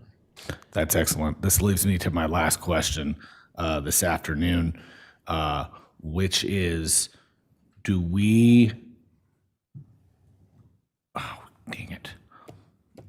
I just lost my track. I had this one other thing. It was they were all connected, and I didn't write them down. So I'm done. Thank you. Councilmember Dahl? Thank you, Mayor. Thank you, Director Kamik. I got it. Dang it. I got it. I'll give you my last thing is, okay, so we're still 7 feet down in Lake Mead this year. And was that because of rainfall, or was that because we didn't put enough back in? That was the whole point of all these questions, was to give you guys an idea how we led the way to try to rebuild Lake Mead this year, and we still lost our 7 feet. Kind of want to get an overview on that. I want to step in and answer that question. What happened to Lake Mead this year, what happened in the Colorado River this year is perplexing to a lot of us who follow the Colorado River for a long time. And the reason for that is that precipitation in the Colorado River watershed during the last snowfall cycle, so winter 2024, spring 2025, was about 90% of normal, but the runoff was about 50% of normal. So what that indicates is dry soils, sublimation effects, and other things that happen maybe uniquely to circumstances this year. Maybe it's part of a longer pattern of climate change. But the issue with the Colorado River this year was not precipitation. The issue with the Colorado River this year was runoff. Thank you very much. That's actually really important. That was probably a big part of this conversation today, was that despite all the stuff we're doing, just remember our water levels along the Colorado and in Lake Mead are really fragile. So we got to keep doing what we're doing. And if we've got to take off more to set an example for other jurisdictions, we can. But everybody in Lake Havasu City should be thinking this right now. Councilmember Dahl? Thank you, Mayor. Congratulations, Director Kamik. I loved your report. I'm very proud of the work that Tucson Water, you and your team, all the staff are doing, especially in the area of conservation. You missed a couple of points. I've seen some new TV ads educating the public about Tucson's water, and it has a wonderful voice-over artist. Who is that voice-over artist? I don't watch a lot of local TV. It is, in fact, Director Kamik, and he does a great job. That's an accent that you can't miss. Hey, our conservation program, I like what you outlined that we're doing, that we got grant money to do, and it's clear that we get some more money, we'll be able to do some conservation, more conservation, which helps us. And that's one of the reasons I've been interested in the net zero water, is to find another source of money to do these great things, especially to help the low-income people who can't buy the water saving appliances, et cetera. And it's great that we're doing some of that. Another important part of the conservation program is the green stormwater infrastructure. We call it Storm to Shade. They're doing great work and working in parks and along streets and in other areas. Kudos to them. And in today's paper, an Associated Press article about our own Brad Lancaster, the godfather of storm and rainwater harvesting. And I'm so proud that we have a program in Tucson Water that's built on the principles, taking them farther and doing great work for the city. Again, congratulations. Keep up the good work. Thank you. Thank you. Councilmember Willick? Be super brief. When we take a reduction in our allocation, that's a temporary thing. We can always revert back to the full 144K if we decide to, correct? Well, once we sign the agreement, we're committed to leaving water on the river. So, but it's a year-by-year process. Year by year, Yeah. so. And this is anticipated to be the last year that'll happen because the post-2026 negotiations might end up Great. changing Great. our access. Excellent. And yeah, I think the entire water bank role that we're playing is really extraordinary, that we're serving the entire state to make sure that we're drawing down our full Colorado River allocation, because you can lose allocations, at least at the time that we were establishing that a decade or so ago. There was a risk of returning water to the CAP project and ultimately having those allocations, I think, reduced. So that it's just an extraordinary accomplishment. So thank you. And I think it's right to call it the Water Bank of Tucson, because that's exactly what you're doing. In terms of reinvesting the dollars saved, I'm glad, Councilmember Dahl, that you brought up stormwater to shade and just talk to the city manager about this. I just encourage us to continue to push the envelope on investing those dollars that we save by not pulling down our cap allocation. And one thing that occurred to me is, as we work in Ward 6 on stormwater issues, I think the Regional Flood Control District is a great partner. There are huge projects that are envisioned for stormwater capture that the Flood Control District does not have funding for, but I'm wondering if there might be a dual benefit of Tucson Water partnering with the district to capture that water, if it would be regarded as recharge and if the stormwater quality is adequate. And I'm sure there are many questions. What are you going to say? The Honorable Mayor, Councilmember Ulick, we are actually in a pilot program with Pima County Flood Control in the Rita Ranch area. So they're going to be doing a large stormwater retention facility there. And we're participating in actually being able to measure and monitor stormwater recharge in the area of the aquifer. It may not give us direct credits, but it provides environmental sustainability of the aquifer if we can demonstrate that retention of stormwater in that particular project does recharge the aquifer successfully. Oh my gosh, that is amazing. That checks off so many boxes. As you know, flooding mitigation. So I'd like to just introduce you to a couple of locations in Ward 6 where we would like to build upon the success of the pilot as we anticipate it. But seriously, I mean, that's large-scale rainwater harvesting. And if it does perk to the aquifer, and relieve the flooding that we're seeing in some of our neighborhoods, that's really great. So I shouldn't be surprised that you're also ahead of us on that. I think that's fabulous. So can't wait to hear more. Thank you. Thank you. And then I just wanted to make sure that we understand that being paid to conserve is going away because of the Trump administration really changing the federal investment in conserving water and paying the city of Tucson to conserve and putting money back into Lake Mead. That was part of the Inflation Reduction Act passed by the Biden-Harris administration that has been rescinded by the Trump administration. So I believe 2026 is the last year that the city of Tucson and Tucson Water will be receiving or be getting paid to conserve, correct? That's what we anticipate because of the changing guidelines after next year. Okay. Yeah. Alrighty. Any others? Councilman Lee? Just super quick, and John, if this is a 2-hour conversation, just take it offline with me. It just makes me wonder how, this probably is a longer conversation, but if you can summarize it, how have the conversations gone with the lower basin states? I'm thinking, do we look at all of our existing allocations as cities and then it rolls up to a state level allocation that rolls up to a lower basin allocation? And the reason I'm asking this is because I'm wondering if all of the conservation work that we've done demonstrates that we don't need as much water, and how that might come into effect in 2026 and beyond.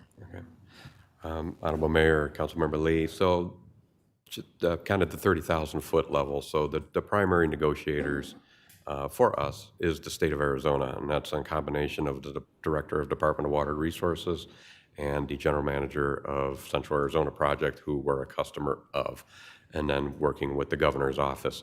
So the 7 basin states, the 30 tribes, even the nation of Mexico, that is all part of the Colorado River Basin Compact, are the ones that are meeting on that. So our role is a customer of the Central Arizona Project, and then the Central Arizona Project, just as a reminder, is actually a lower priority in the state of Arizona, because those that have on-river access, Yuma, the areas along the river, they actually have on-river priority. And then the CAP was created after 1968. So those of us that are on CAP, Central Arizona, Southern Arizona, are actually even slightly lower when it comes to the state of Arizona. But everyone knows the criticality of having Colorado River water for the Phoenix Basin and Tucson Basin. So we do have leverage as far as a voice in making sure those negotiations take place. But water use changes all the time. I mean, it's only 80 years ago, the majority of water use in this aquifer was agriculture, and residential water use was very small. And now residential use is predominant. We have very little agriculture in the Tucson Basin, and that occurs, and that's been evolving throughout communities and throughout the watershed. We'll have to have a follow-on conversation for sure. So thank you, Mayor. That's it for today for me. I guess the only direction that I would like to make sure is in your mind as you move forward is I'm just concerned about, we are doing an amazing job here in Tucson. I'm very, very concerned about the continued planning for massive data centers that use a lot of water when we're still in drought with the Colorado River. And so that deserves, I believe, a statewide conversation about this phenomenon, right? The creation of water-sucking data centers in our state. Honorable Mayor, I can assure you that I personally have been engaged in the data center conservation, not only here locally, but nationally and internationally, as this is a challenge throughout the world. Thank you so much for an update, Mr. Tamir. Honorable Mayor, we would seek your guidance to submit our CAP order as proposed. Do you need a motion? Yes, Mayor. So moved. There's a motion. There's a motion and a second. Any further discussion? Hearing none. All those in favor, please signify by saying aye. Aye. Any against? Motion carries. Thank you so much, Mr. Kimek. Alrighty, the next item is item 14. Time has been set aside to give mayor and council the opportunity for discussion and direction resulting to matters that are pending in front of the Pima County Board of Supervisors and other regional jurisdictions. Mr. Manager, do you have a report here? Honorable Mayor, members of the council, we don't have a report per se because this is our first time having this item, but you saw I was joined by somebody here at the table. So similar to the state and national matters, I've asked a member of our staff to become the focal point for this particular item. So this is Jackie Vega, project manager in our Economic Initiatives Office, who already is engaged with some of the local jurisdictions, and over the last month or so, I've asked her to become involved in all of the ones that would be pertinent to this conversation. Against her better judgment, she said okay. And so today, I just wanted to make sure I introduced Jackie to the team, and you can begin to convey to me or Jackie or both of us any of the matters that you see pending that would be of interest. With that, Mr. Rankin, I know that you've weighed in on the titling of this and maybe some of the parameters around this item such that it remains compliant with open meeting law.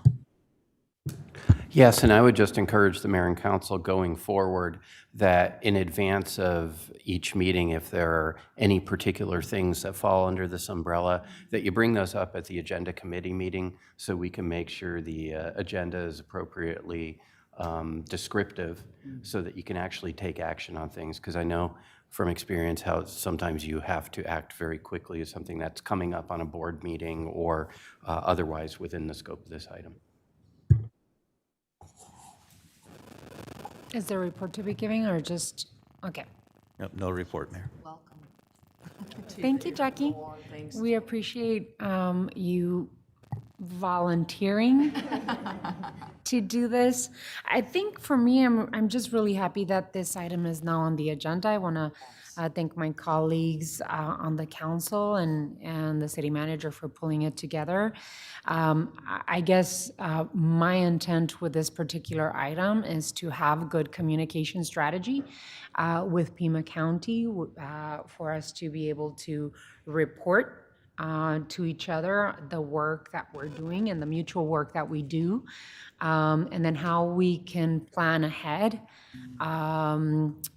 to many times divide the work, right, that we have in front of us. I know that Pima County has certain responsibilities according to Arizona revised statutes, and the city of Tucson has certain responsibilities that many times if we organize and coordinate and speak to each other, we can complement the services that we provide our mutual residents.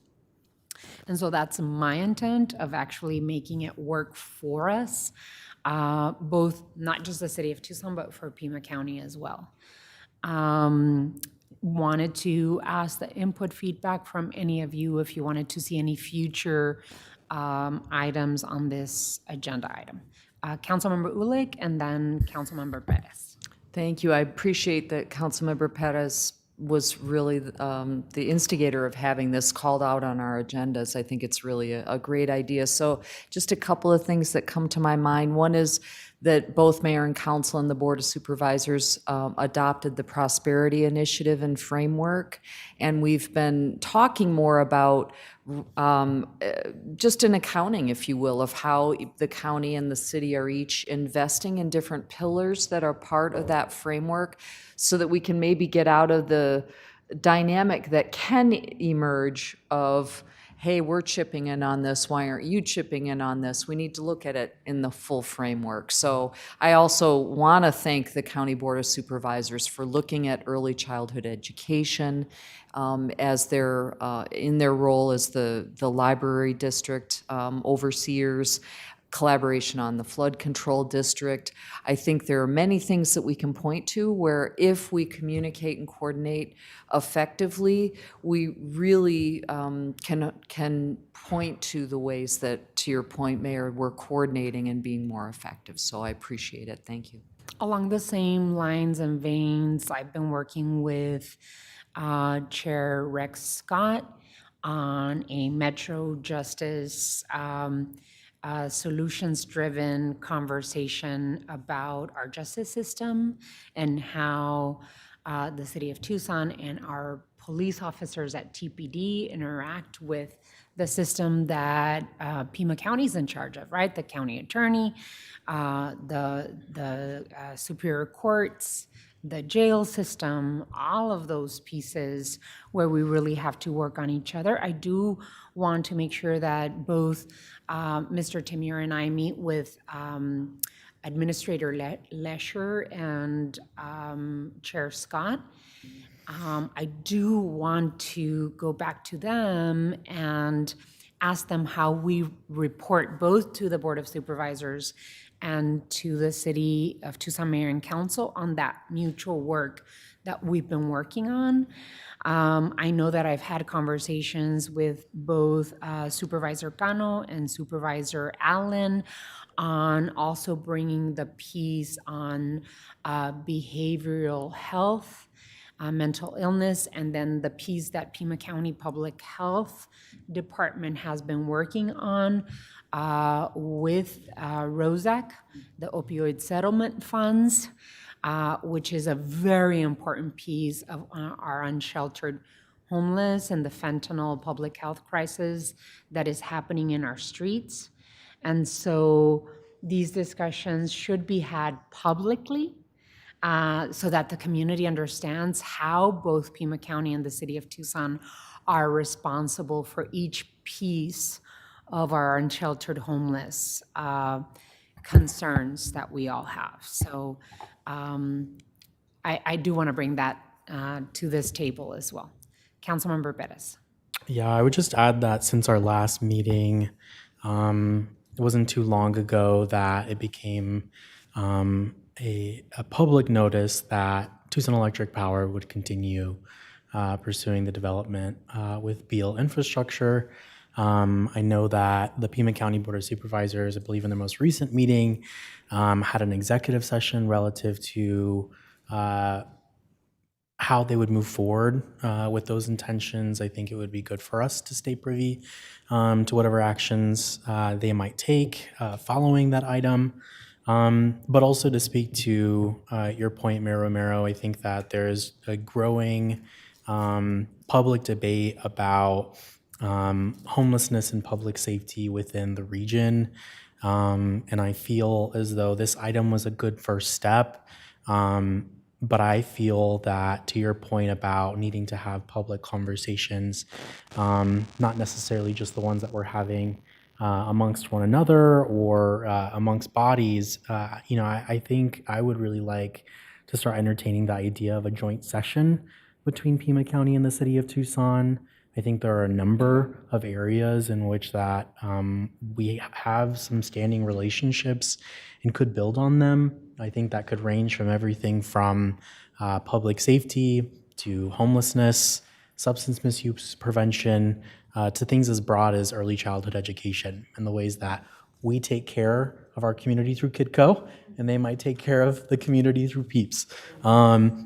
So all that being said, I think that that's ultimately what I would look for in this item, is, some of the Kickstarter conversations around economic development. And then I think really starting to entertain the idea of more public discussions between both bodies on these hot topics. I absolutely agree. I think a joint session is something that I have been wanting to do. Both Chair Scott and I talked about it as far back as March of this year. Maybe it might be an opportunity for us to be able to talk about it again and plan before a joint session before the end of the year. I think we could have a 10-hour session if we're not careful about how we focus it, right? Like today. So I think that one of the priorities that I've heard many of us and you all talk about is unsheltered homelessness and the fentanyl and opioid crisis happening on our streets. And that could be something that we start a conversation on. It should be a normal thing, right? That we gather and that we plan as a city, a county, with our shared residents. So I will bring it up in the next meeting that we have with the chair and the county administrator, that we're all really wanting to follow up on this joint session and focus it on our shared responsibility of a regional concern, which is our unsheltered homeless crisis. So thank you so much for bringing it up. I will follow up on it. Councilmember Cunningham? All right. Well, now you guys have opened a whole Pandora's box here. I'm fine with having a joint session, and that's important that we have it about homelessness. But we probably ought to mention the fact that, there's no malicious action by the county here. This is not something that they've done where the people there hate the city of Tucson and blah, blah, blah, blah, blah. But we've talked about it for a number of years. And that is just because of the structure and the symbiotic relationship we have, the county kind of sets the city up for failure quite a bit. And it isn't because they want to, it's just how we're structured. it's a function of them providing municipal services when they're not supposed to. It's a function of they control the wastewater and they control the stormwater program, and we do the water service delivery. That is not symbiotic. They actually build parks that we do not get to count on our TPL score. That is not symbiotic. So there's these like things in government that exist where we try to have synergy and we're friendly and we try, but it's been going on for 30 years. And we were making progress during COVID, before COVID, and then we just it kind of fizzled out.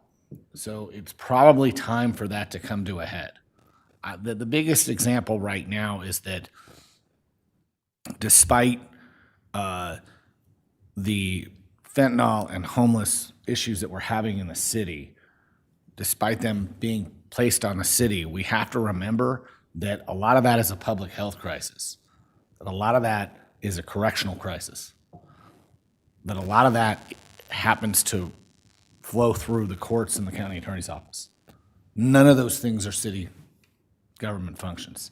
Now, they're not doing it on purpose, and we're not trying to set them up for failure either, but we've really never gotten to the meat of it. We've never really sat in that room and gone, this is why we feel it's screwed up. It's like, I'm not just saying we should have we can have a sit down about homelessness, but we probably need like group therapy. So I'm serious, man. I mean, it's not, we do not have a good relationship. We have a good relationship because everybody's good people. It's really easy to make things work the best you can when everybody's well-intentioned and good. And that's true for all the people in the room. And that's everybody from the county administrator, Lesher, to all 5 board members of the Board of Supervisors. They're all good people who have our community, and there's no malice here. But because of the way it's structured and because the state has that law where counties over 1 million people lose money per capita in state shared revenues, we're just working against each other. We are naturally working against each other. So I'm going to say that out loud for this item because it's been on my chest for a long time, and I'm going to say it in this form, and hopefully we'll get some dialogue and discussion with it. Councilman Lee? Thank you. I appreciate you bringing this up. I've been talking to different people about this idea for probably 2 years now, seeing the need to get us together. I think we've had one joint meeting in the time that we've been on the council. And I think you're right, Paul. I would not say group therapy. I would say more of a facilitator that can kind of workshop a specific problem that we want to solve. So I like your point, Mayor, to take one issue that we want to tackle, have somebody help facilitate. We wear comfortable pants, maybe some slippers, and we use our brains and we put our heads together and really come from a solution mindset. So I love the conversation. Definitely eager to have. Oh, Mike Rankin's going to be our facilitator. Perfect. Councilmember Perez? I would add too, it doesn't necessarily have to be of the mindset of coming together to address necessarily an issue. I think it would be beneficial for something as significant as a communication strategy ahead of our TA. I think we all have a shared interest on transit right now. I think that is a move that is beneficial to both parties. I think that would also be a good item for consideration in how we ultimately come together and communicate that to the community. So, I think that all around this is a really good move for consideration. We will do that. You got all that? I think seriously, Mr. Tamir, I think we really do have to start planning a joint meeting of the Board of Soups and the Mayor and Council. And we can, based on what I've heard in terms of input from my colleagues, is that we start with unsheltered homelessness and the fentanyl opioid public health crisis. We are working effectively on some pieces of that, of those concerns, very specifically with the opioid settlement funds. Those that we should get an update as to where we are with that, and And then, of course, how we move forward with continued work together. So if you can help us with that, and of course, the clerks will have to discuss as well. And then the next time we meet with Jan and with Rex, we can try and pin down what exactly we discuss within the unsheltered homeless and fentanyl crisis. Is that good? Sound good? All righty. Thank you so much. That was, Councilmember Dahl. Thank you, Mayor. This is more of a brainstorm, but I was trying to think of other jurisdictions that we might be interested in hearing about, and maybe some of them are not, would just be a written report on what's happening with them if it's not real key, but, and some of us have great relationships with some of these, and some of us don't even know what's happening with them, at least in my case. So like Rio Nuevo, the flood control district, Pima County Flood Control District, the school districts, the tribes, Pascua Yaqui and Talanotam, and PAG, separate from RTA. We hear a lot about RTA, but is PAG doing other things that we should be knowing about? And again, that's a lot of jurisdictions, and maybe just short or different reports at different times of what they're doing. Thanks. Councilmember Perez? Sorry to add on to You'll that. have the last word. But to his point, both the Sunnyside Unified School District and TUST have propositions that are coming forth this year. I know our conversations around them are always relative to what we can do to serve them and how they can maybe contribute to some of our aspirations. But I think that also might be a venue for promoting some of those interests and how we might build capacity across all of our respective bodies. And so I do like the idea of that as well. Excellent. Thank you so much. Great conversation. I think we have some clear direction as to what to pursue next. Thank you so much. Really appreciate it. Thank you, Jackie. All righty, our next item is item 15. Time has been set aside for Mayor and Council to receive an update on state, national legislation and regional committees, executive orders, and direction to any associated litigation. Mr. Manager? Honorable Mayor, members of the council, joining me here is Stephanie Zamora, who's been admirably filling in our intergovernmental relations capacity. And so I will turn it over to Stephanie. Thank you, Mr. Manager. Good afternoon, Honorable Mayor, members of the council. Another brief update, again, focused at the federal level for the moment. So Congress returned from its August recess on September 2nd and faces a full agenda with a September 30th deadline to extend government funding with a short-term continuing resolution. Without action, federal agencies could face a shutdown when the new fiscal year starts on October 1st. Turning to housing, before recess, the Senate Banking Committee advanced the Road to Housing Act, and while it has not been scheduled for a floor vote, senators may try to attach it to a must-pass measure this fall, such as the defense bill or the continuing resolution. In the House, there's not yet a companion bill, but instead, financial services leaders are working on reauthorizing and updating the home program with the draft to be expected soon. Mayor Romero, I'll pause here in case there are any comments. Yes, thank you so much, Stephanie. As I shared in our last study session, the Road to Housing Act is a priority for our city. Just in the past 2 years, we've used home funding to help more than 230 households with rental assistance, support the development of 209 affordable housing units, and leverage over $71 million in additional investment. Housing really should be a bipartisan issue, and I'm encouraged that Congress is approaching it thoughtfully and in a bipartisan way.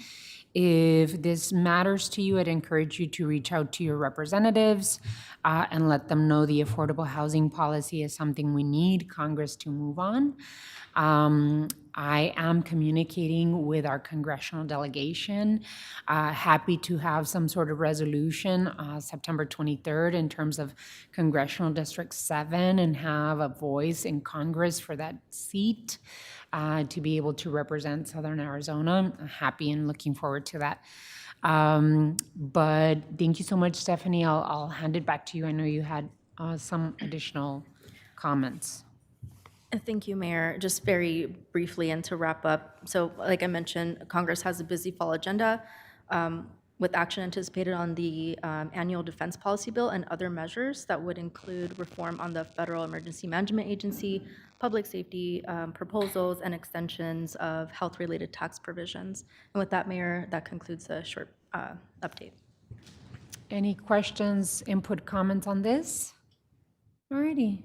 Councilmember Dahl. Question, we have an item on the Ironwood Forest National Monument and protecting it from executive order. Has there been any new information about the president acting to reduce its size?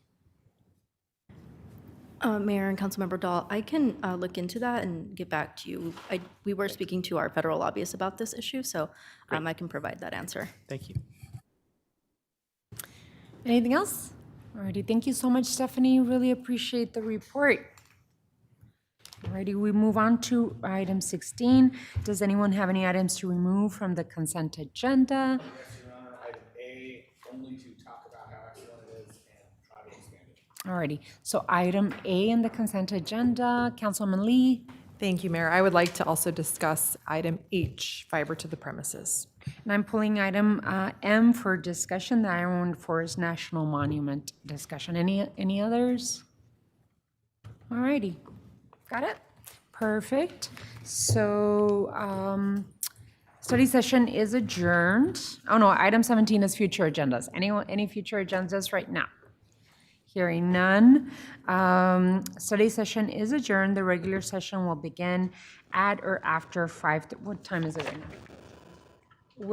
Okay, so we are meeting at 5:30 p.m. We've got an hour. We'll see you about an hour, everyone. Thank you so much. And Rankin, this was officially your last study session. Hopefully you feel good. Yeah. Thank you. We'll see you at 5:30.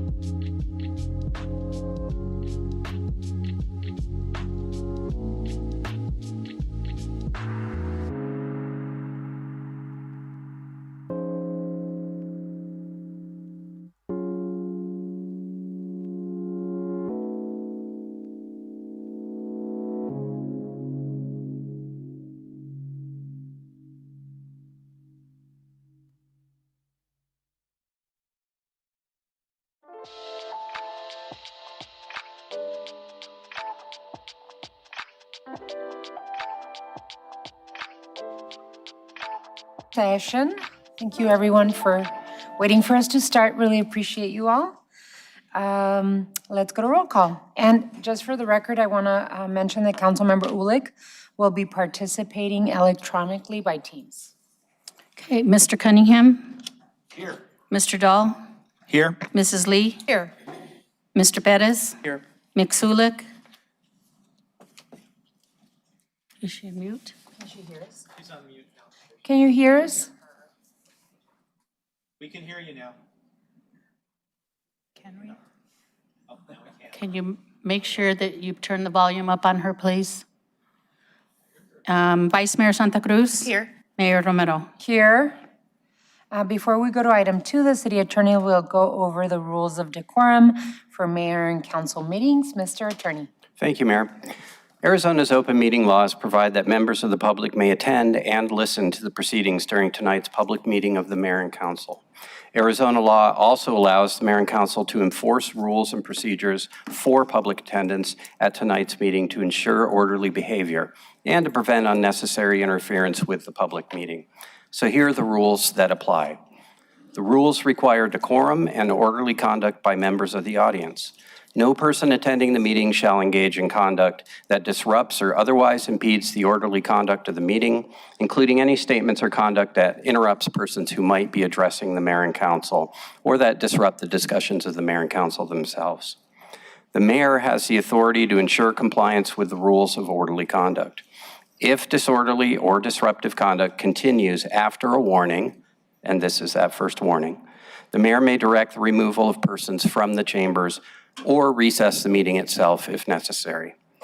If disruptive behavior makes it necessary to clear the chambers, the persons who disrupted the meeting will not be allowed to return to the chambers for the remainder of tonight's meeting. And as a final note, please be aware that interfering with or preventing this lawful public meeting from being carried out in an orderly manner not only violates these rules of participation, but also Title 13 of the Arizona Revised Statutes. Thank you, Mr. Attorney. Item 2. Invocation, Pledge of Allegiance, and appointments to boards, committees, and commissions. The invocation today will be given by Carla Inclán, city staff. After the invocation, I ask that you remain standing for the Pledge of Allegiance. Good evening, Madam Mayor, council, staff. Good evening, everyone. We come together today with confidence, seeking blessings for our meeting as we pause to ask for guidance and support. We urge our mayor and council to engage in each discussion with open hearts and a genuine concern for everyone in our community. Let us listen to one another, respect differing opinions, and unite to build a better and more successful future for our city. Amen.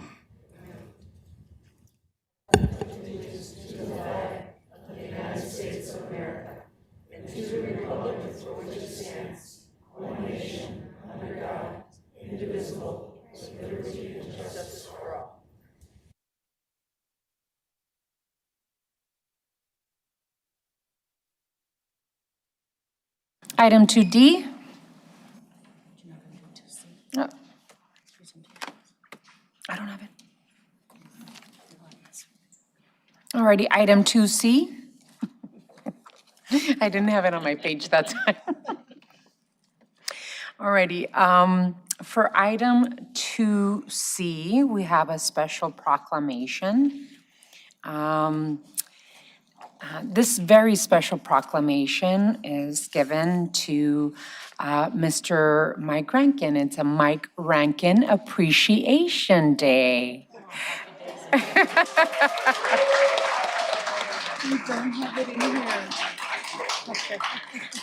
So For the record, Your Honor, Mr. Avery is not meeting the standards and decorum of the council chambers. So I would like to invite my colleagues, as I usually do for special occasions, whomever would like to join me to recognize Mr. Rankin and his 30-plus years of service to the city of Tucson. Mr. Rankin, please join us.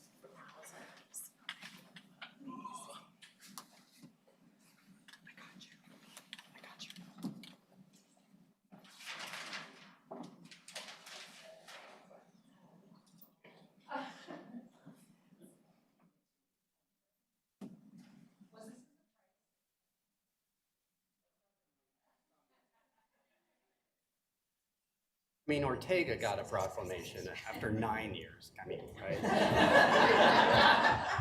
All right. So I just wanted to say, today is the last meeting that our city attorney will be serving for us in his capacity as City of Tucson attorney.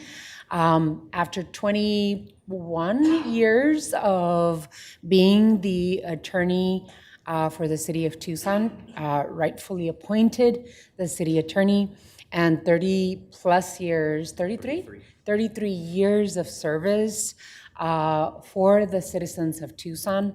Today was his last everything, right? His last executive session, his last study session, and his last council meeting.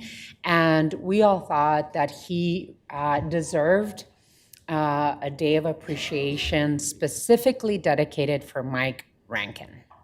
So,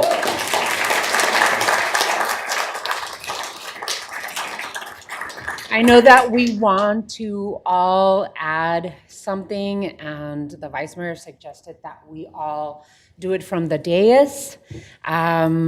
So we're going to read the Mike Rankin Appreciation Day Proclamation. And I don't know if any of your staff would like to join us. I know that Catalina's here and Sophia's here. Any other family that wants to join us up here, please join us. Please join us. I really would Catalina. appreciate it if you did, because, no, in all seriousness, because anything I'm being recognized for, whether in this proclamation or otherwise, is the product of work of other people. And a lot of those people are here tonight. And I can't tell you how grateful I am to all of you for everything you've done to support me. So yeah, please join us up here. You don't have to come all the way up, but you can be right here.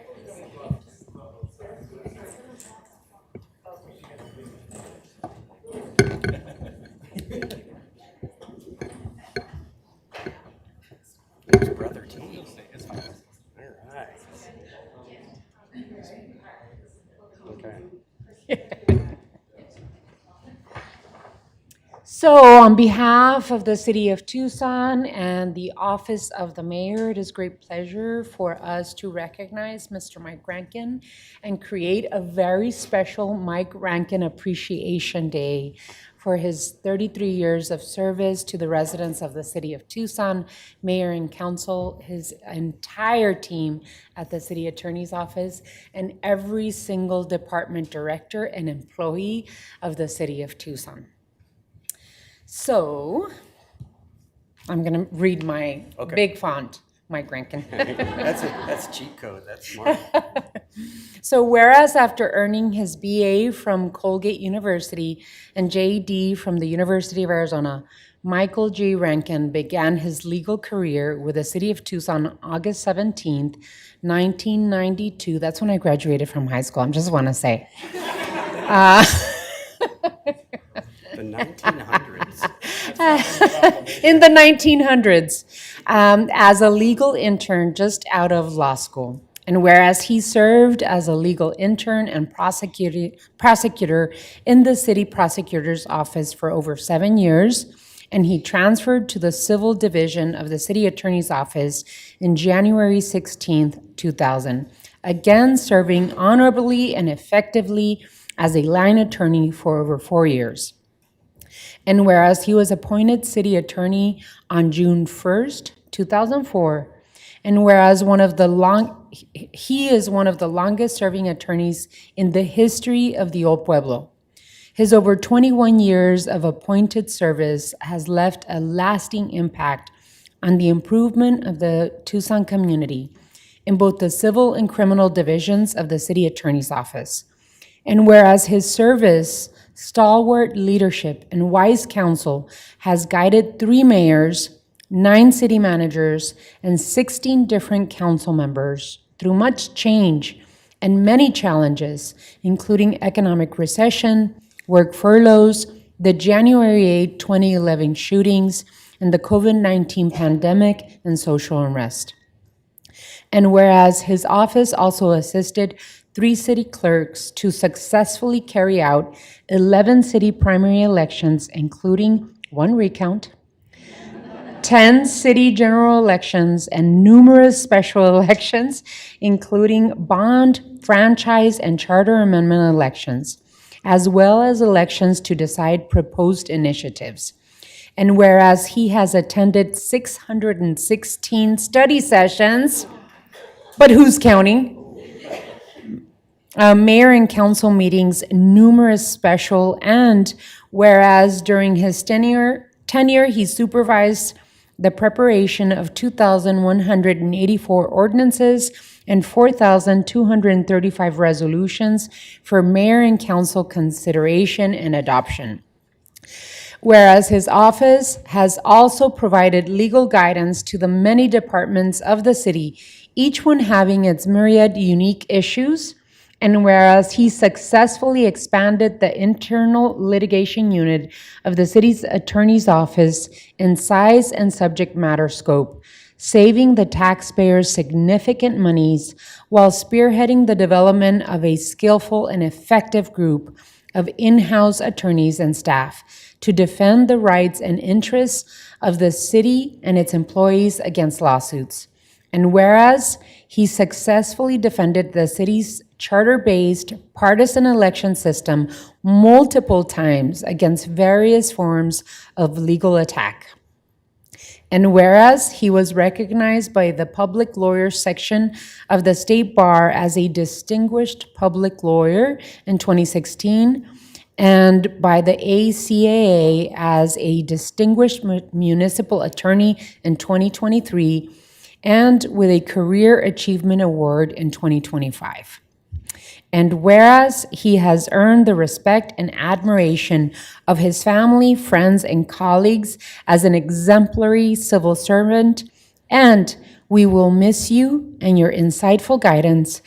We are grateful for your leadership, legacy, and lessons learned.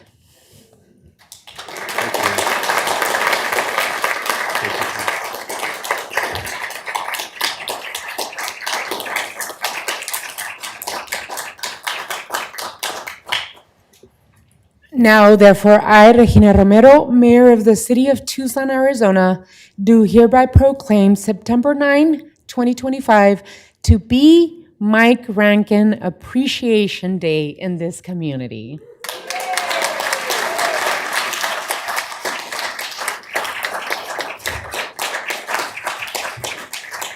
In witness whereof, I have hereunto set my hand and caused the seal of the City of Tucson, Arizona, to be affixed this 9th day of September 2025. Congratulations and thank you for your service, Mike.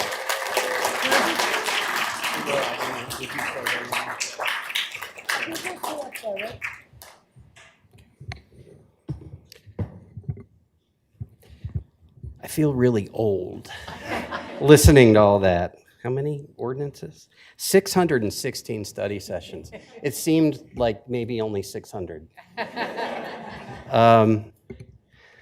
Thank you all so much. And as I mentioned earlier, as I was looking out at the folks here, and I mentioned this last Thursday when we had the retirement event, my name's at the top of the pleadings or at the filings in court, et cetera. But for 21 years, it's been every single achievement, every single accomplishment, every good result produced by the city attorney's office is a result of someone's work who isn't named Mike Rankin, and I mean that. What I tried to do was I just tried to give these exceptionally talented folks the space that they needed to do their job as best as they could and to support them and let them know that if things maybe went a little sideways, that it'd be okay and I'd have their back. And the reward I got was extraordinary support from them. And I'm grateful. I'm very grateful to all of you. The other thing I'll talk about, because as you can imagine, especially the last several weeks has been a time of reflection. Look back on 33 years, or especially the last 21 years. And all the things that happened, some of which are mentioned here. And really only one thought just kept coming back to the surface, which is just family. I never would have had the opportunity to have this career at all if it weren't for the support of my family. Not to mention to be able to do it for so long, for 21 years. And that includes my parents. My dad, who was a professor at the U of A, who taught teachers. He taught a whole generation of teachers who went to work in Tucson. He created a writing program that lasted for over 40 years at the university. My mom was a teacher at TUSD, a science teacher and a junior high science teacher. My brothers and sisters are just extraordinary. My sister, Cynthia, is a nurse who provides hospice care. Talk about truly important work, right?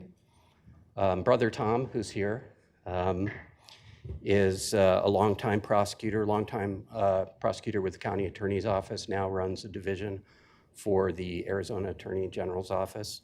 And I want to make sure this is on the record, who is the best attorney in the family, and I mean that. I mean that. My sister Janine, a teacher, elementary school teacher, recently retired after a career at TUSD. My brother Dave, a forensic anthropologist who spent more than a dozen years traveling all around the world, finding and exhuming and identifying the remains of killed and missing American soldiers. I mean, I was an attorney for 21 years, but these are extraordinary people. And then, of course, there's my wife and kids. I'll talk about my kids first, but I won't forget my wife. This time, there's a long story there. Sophia, maybe you're gonna see a theme here, is a teacher, elementary school music teacher. And my son Connor, who can't be here tonight, is a videographer and illustrator and animator and drone pilot and content creator and music video producer. And you may have heard me mention this once or twice, but my kids have a band that's incredible and perform all around the city and across our region. And then, of course, there's my wife, Catalina. Come here. Who's an artist. She's a volunteer. She's a band manager, more commonly called the momager. And she's the one who holds it all together, especially me. And so when I said that my name's on this, or on the Day of Appreciation, which I think should be like a week or a month, it's a family accomplishment and a team accomplishment. And I'm grateful to every one of them and always will be.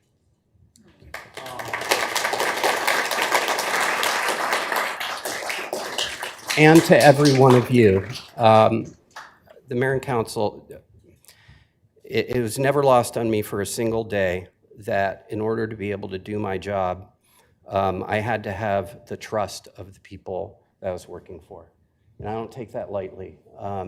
It was something that had to be earned, and just the graciousness that I received from all of the elected officials, especially all of you up here tonight, I can't thank you enough. Thank you.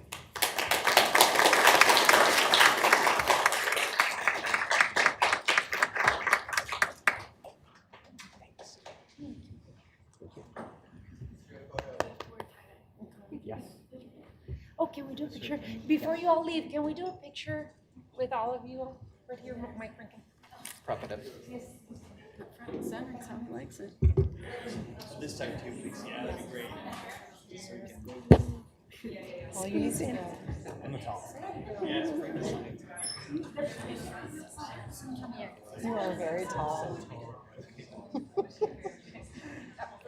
we can get more people on this side. Literally on It's Tommy.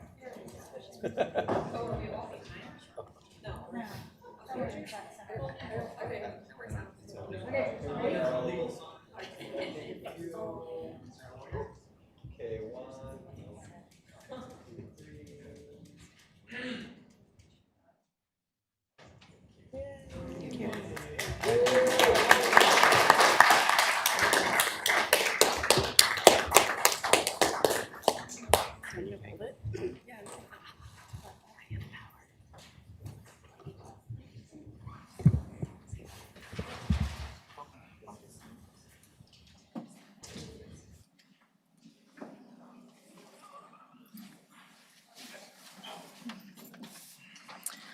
And that was wonderful. Okay, now we go on to item 2D.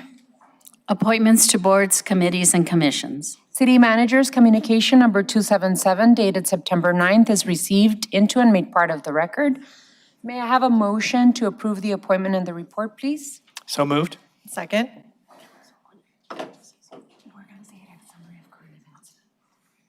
Okay, there's a motion and a second. Any discussion on this? Hearing none, all those in favor of the motion, please signify by saying aye. Aye. Aye. Any against? Motion carries. Are there any personal appointments to be made at this time? None? All righty. We move on to item 3, and this is the summary of current events, and I know that some of my colleagues want to say some words to Mr. Rankin, so I think this would be the most appropriate space to add the comments. But item 3, we need to read the heading. Mayor and council report, summary of current events. City Manager's Communication Number 275 dated September 9th is received into and made part of the record. This time has been scheduled to allow members of the mayor and council to report on current events. These are to be current events of activities within the community, not position statements on policy issues. And I know that my colleagues all want to add their voice to thanking Mr. Rankin, and we'll start with the Vice Mayor. Well, I'm going to start with my current events, Mayor. So on Sunday, September 14th at 8 a.m., the public is asked to join the Sunnyside Foundation for their annual Gives Week Health and Wellness Fair. It's an opportunity to connect with community resources and local organizations at their free, family-friendly health and wellness fair that also coincides with the Burrito Run, and it will be taking place at Mission Manor Park at 6100 South 12th Avenue. And then on Friday, September 19th at 5 p.m., join the Sunnyside Foundation for their Gives Day Block Party. Come celebrate the work towards hitting their fundraising goal of $125,000. Join the fun at American Eco with music, performances, and more. American Eco is located at 1439 South 4th Avenue. Mike, at 23 years old, when I first met you, I used to wonder how you didn't get tired or bored of your job. I was supposed to go to law school and then rescinded that trajectory, but spending so much time with you in executive session has made me realize that you're a nerd when it comes to problem solving. And you always made legal jargon sound, very approachable in a way for us to understand. So I always appreciate the way that you educated and informed us. It's also been really annoying to watch you move with the pep in your step since you announced your retirement. I'm really happy for you, and it was moving to see the outpour of love, wisdom, and silliness at your retirement party. So thank you for including us in that celebration. I also want to thank you for your over 21 years of service to the city of Tucson.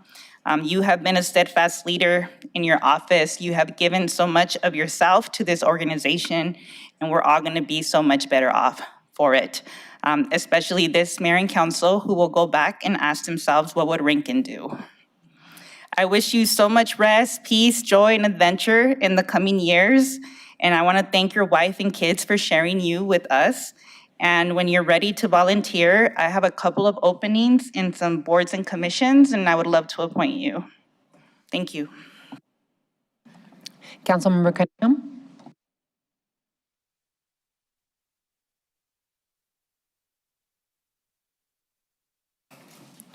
Let me do a few things. This is going to be a tough one. This morning I was at the funeral for Joe Caesar. For those of people in Tucson who know Joe Caesar, he was kind of a surrogate uncle or godfather to a lot of people. He actually was born on the south side of Tucson. He went to Wakefield. He lived in government housing most of his life. Joined ROTC, taught at Sunnyside High School, eventually became he went to work for a realty company. He grew up in a class of, there's about 40 of them that went to Tucson High between 1953 and 1956 that never lost a football game. Ultimately, he worked to start the National Bank of Arizona, one of the largest in Arizona. He built 5151 East Broadway, also known as the Great Western Bank Building. It actually housed IBM here when they moved here, and above that, it's still the largest office building square footage-wise in the city of Tucson. He was a Tucson conquistador. He served on the board of the University Medical Center. He was in the inner circle of Governor Raul Castro and helped him get elected, and Senator Dennis DeConcini, who even to the day he died was his best friend. He served on the Arizona Judicial Commission and helped select judges.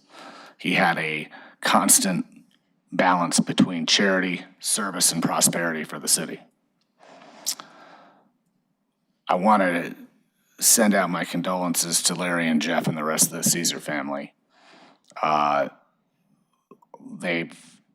His contributions to this city are remarkable, and we've lost another Titan in Tucson. I also want to talk about Laszlo Veras tonight. Laszlo Veras has been doing the Arizona Symphonic Winds on Saturdays at Udall Park since I took office. The really cool thing is that he does it at the Laszlo Veras amphitheater. And Laszlo was part of that class. He even taught music at Tucson High. The Winds are an all-volunteer community concert band performing a variety of music for all ages, including overtures, light classics, marches, Broadway tunes, and adapted popular music. All concerts begin in the park at 7 p.m. every Saturday in September. Bring lawn chairs and blankets, a picnic basket. You have to have a permit if you bring a bottle of wine, and enjoy the free entertainment for the whole family. This Saturday's program is really special. It's featuring the Catalina High School marching band. And last year, Catalina High School didn't have one. That school's really doing well. It's my dad's alma mater, so it means a lot that that's happening this week. Which brings us to Mike Rankin. So first of all, for tonight, if you'll indulge me, Mike Rankin is one word. It's Mike Rankin. There's no Mike, there's no attorney Mike Rankin, there's no Mr. Rankin, it's just Mike Rankin. So as I describe my adventures with Mike Rankin, every single time I say Mike Rankin, you echo and say, so let me tell you about Mike Rankin. Mike Rankin. One word. My dad made that up. He just started calling him one day. He said, Paul, you need to call up Mike Rankin. Mike Rankin. And so it's September 9th. It's Mike Rankin Day on his, oh, wait, sorry. It's September 9th. It's Mike Rankin. Mike Rankin. Day. And we honor him in his last day as Tucson's CA, that's city attorney. Mike Rankin. Mike Rankin. We give you tremendous gratitude. Mike Rankin. Mike Rankin. But I don't want to speak with too much platitude. I ran out of space right there because I knew I was going to start crying. So the cool thing, some stuff I want everybody to know about Mike Rankin. Mike Rankin. We're both Rincon Rangers, and we've spoken as much as attorney and client, and in our professional relationship, we've spoken almost as much on the phone about that, but also about things just everything that Tucsons care about, from music to athletics to arts to traffic to this, and it's been an incredible ride. It's an amazing opportunity to have that perspective all the time. The other thing I'll tell you is that Mike Rankin we might need to start calling him John Marshall. Now, you're gonna love this. This is my favorite thing. So John Marshall is a legendary jurist, right? He was the Chief Justice of the Supreme Court. I mean, he's John Marshall, not Mike Rankin. Mike Rankin. But what you don't know is that Mike is about to become a roadie for his daughter's band. Did you guys know that? Mike Rankin is going to be a roadie. Mike Rankin, roadie. All right. Well, in 1992, I went to go see Metallica. And Metallica had been in a concert about a week before that, actually 3 or 4 weeks before that. And their lead singer and rhythm guitarist, James Hetfield, walked in front of a magnesium sulfur stage explosive and burned himself. And he could not play the guitar. So they got a legendary roadie named John Marshall to play his guitar parts. So now Mike Rankin shares the distinction of the name John Marshall, in that he is both a legendary attorney and now a legendary roadie. And so for Mike Rankin, I'm going to see you quite a bit as you retire, actually a lot more. So I'm really looking forward to it. I'm looking forward to seeing you tomorrow. And this isn't goodbye for me. I guess the bigger thing I'd say is how grateful I am. It's just how grateful I am to have you around. And it's beyond it's a friendship now, but it's a calming thing. Every so often you meet somebody in your life where after you talk to them, you're either calmed down or you have a little more pep, or you feel you know what you're doing. And that helps when you have someone like Mike Rankin in your corner. The city's gonna miss you. You're gonna be impossible to replace. And I hope that the next person does the job half as well as you have, and then we'll be just fine. Thank you so much. You've grown into the best attorney in the city and one of the best city attorneys in the country. That's what I really believe.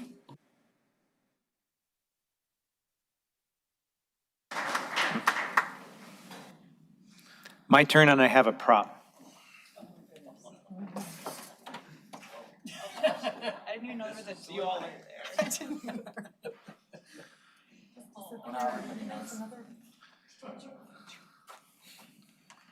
We are approaching tree planting season, and I want to encourage you to join with many people who have supported the mayor's Million Trees for Tucson program. What are we at, 150,000 trees have been planted? 150,000. That's amazing. So it's easy to plant a tree. You need a hole. And there's some detailed instructions. There's some places you can get cheap trees.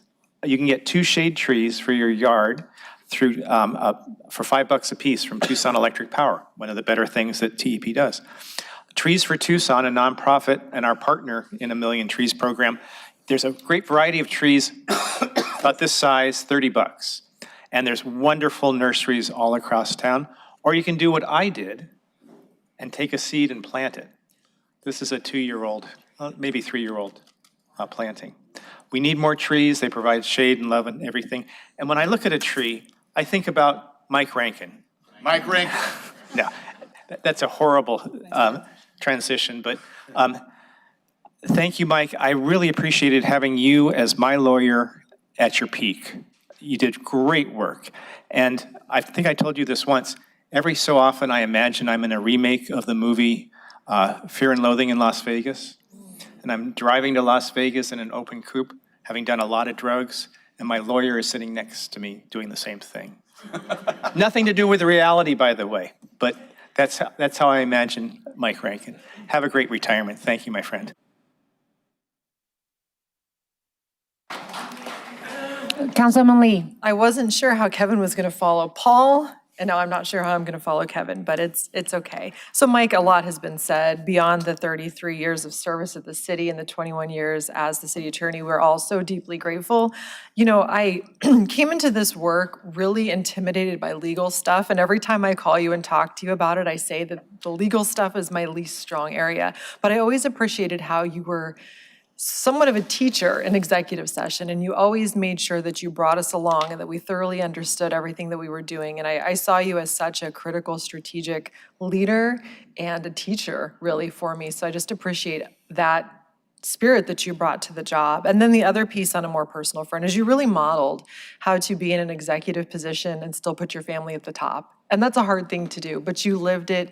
Tim lives it, the mayor lives it, so many of my colleagues up here live it, but I really appreciate how you have always demonstrated that and shown people who have younger children how to grow up and be like you when we grow up. So thank you so much for everything you've done for us. Thank you, Councilwoman. Seconded. Councilmember Perez. My time has been short with you, Mike, but I've observed you for about a decade now. And having been around your family, I know that everything that has been said holds true. And I think that, to Nikki's point, you really are emblematic of an executive that protects his people while caring for his family, caring for his community. And that's deeply admirable. And I'm appreciative for the time that I have had on council with you. Councilmember Ulick. You're not muted. It's our audio. I think are you on? Oh, she's on her phone. We could hear her on the TV, but not in here. Use sign language. Who's gonna check? Okay, we're checking. We're checking, Karen. It's us, not you. I was going to say the same thing. So I can speak for Karen. Yeah, Mike Rankin is a favorite city attorney I've ever worked with, regardless of which ward I was representing at the time. And I'm just stalling, Karen, trying to give you some time to get your audio. Point of order, Mayor. I'm not sure this is proper for the city attorney to speak for a council member. Anything working or? There you go. We can hear you. Nice. Well, that just shows you why I love Mike Rankin so much. And I'm gonna cry because we have been at this for a long time, for 20 years. Mike was the attorney when I was first elected in 2005. And so, Mike, I just respect you so much. And as everybody can tell, who you are hearing today is the Mike that I've heard every day of my service. A humble, kind, respectful, good man. And so thank you, Mike. And I would guess that we feel the same way, that if in our service, as you have, you've represented the very best of the people of Tucson. You reflect the very best in our community and in all of us. And I thank you for that. And I'm going to find out where the next gig is so that we can have a beer. Thank you. Thank you, Karen.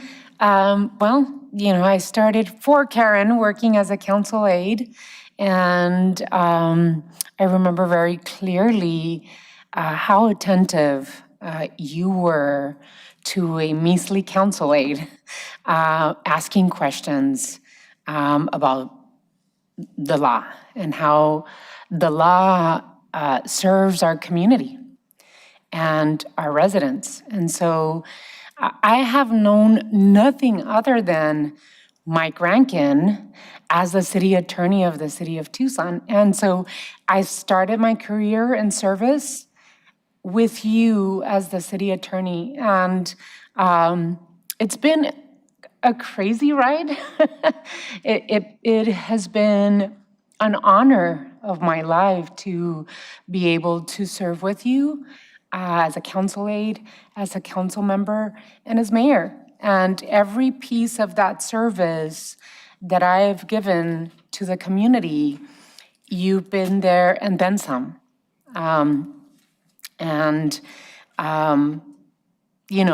For the people of the city of Tucson, you should know that the city attorney is a really important part of service to our residents.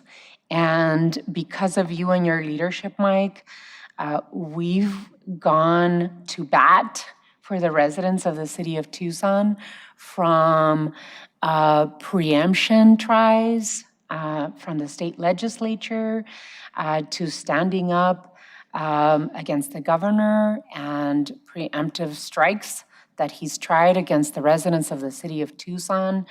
Everything from our election systems and how we choose our mayor and council, to source of income protection, to your partnership with me throughout SB 1070, your advice to us as a mayor and council, to, most recently as mayor, going through COVID. I think you told Catalina you spent more time with me and Mike Ortega than you did with her and your family at the time. It's true. I mean, we were up at 12 midnight making decisions for the residents of the city of Tucson and to protect them and their health. To the vaccines and our mandate with vaccines, to social unrest, in custody death, trying new pilots and programs and service to our residents. It just has been incredible. And I really am lucky to have had your experience, your ethic, your commitment to our residents by my side since I first started my service. I appreciate you, and I'm really happy that you get to say, this is where I end. I'm gonna be a roadie now. And I've always appreciated that from you, your clarity and your sense of responsibility to mayor and council, to the city, to your employees at the city attorney's office, and to the residents of the city of Tucson. I too appreciate your balancing of family and and service to others. And those are the values that make you such an incredible, incredible city attorney, but most importantly, such an incredible human being. Thank you, Mike, for your service to all of us. We're gonna miss you. Thank you. I'm just going to say I love Tucson, and I thank you all for giving me the opportunity to be in this position for the city that I love.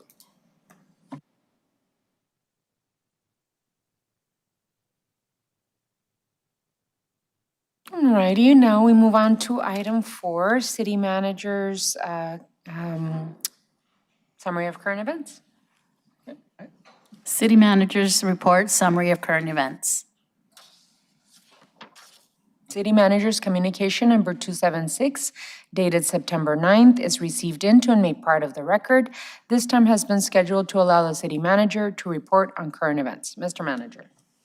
Thank you, Mayor. A couple of announcements for tonight before I go into the Mike Rankin part of the show.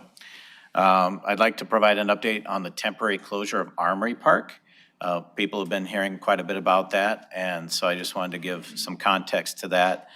This closure is part of our Tucson Delivers voter-approved parks bond program, which will bring more than $1.5 million in upgrades to the park, which will include the planting of 80 additional trees, new benches and picnic tables, upgraded lighting, renovated restrooms, a new dog park, irrigation upgrades, and a new shade structure and performance area. While we're doing those improvements, we do recognize that this closure has affected a weekly effort to provide food for unsheltered residents in the area.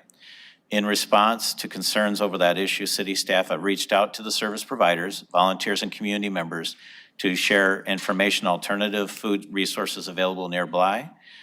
We do deeply appreciate the mutual aid groups, service providers, and volunteers who continue to serve our most vulnerable neighbors, and we're committed to supporting these efforts by offering alternate locations for food distribution and ensuring the process is safe and accessible for those in need.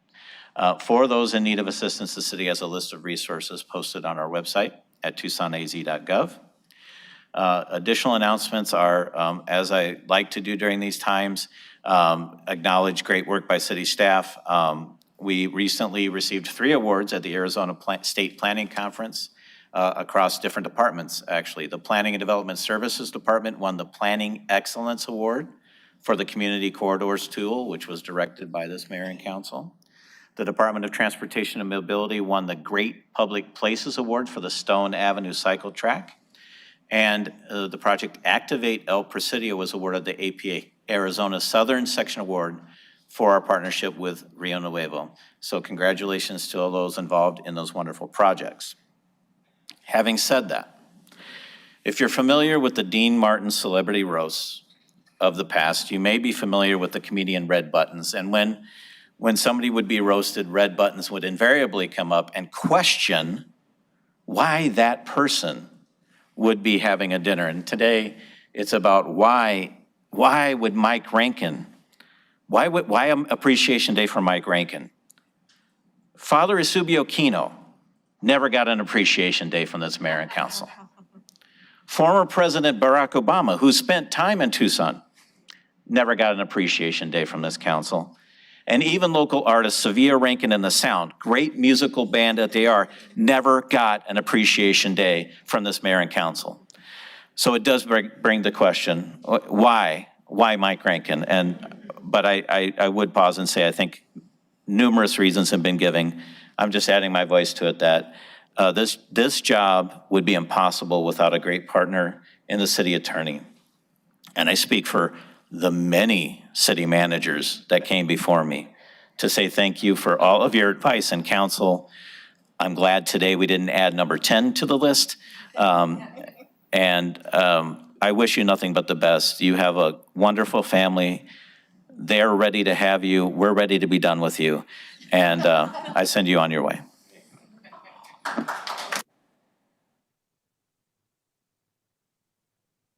Item 5.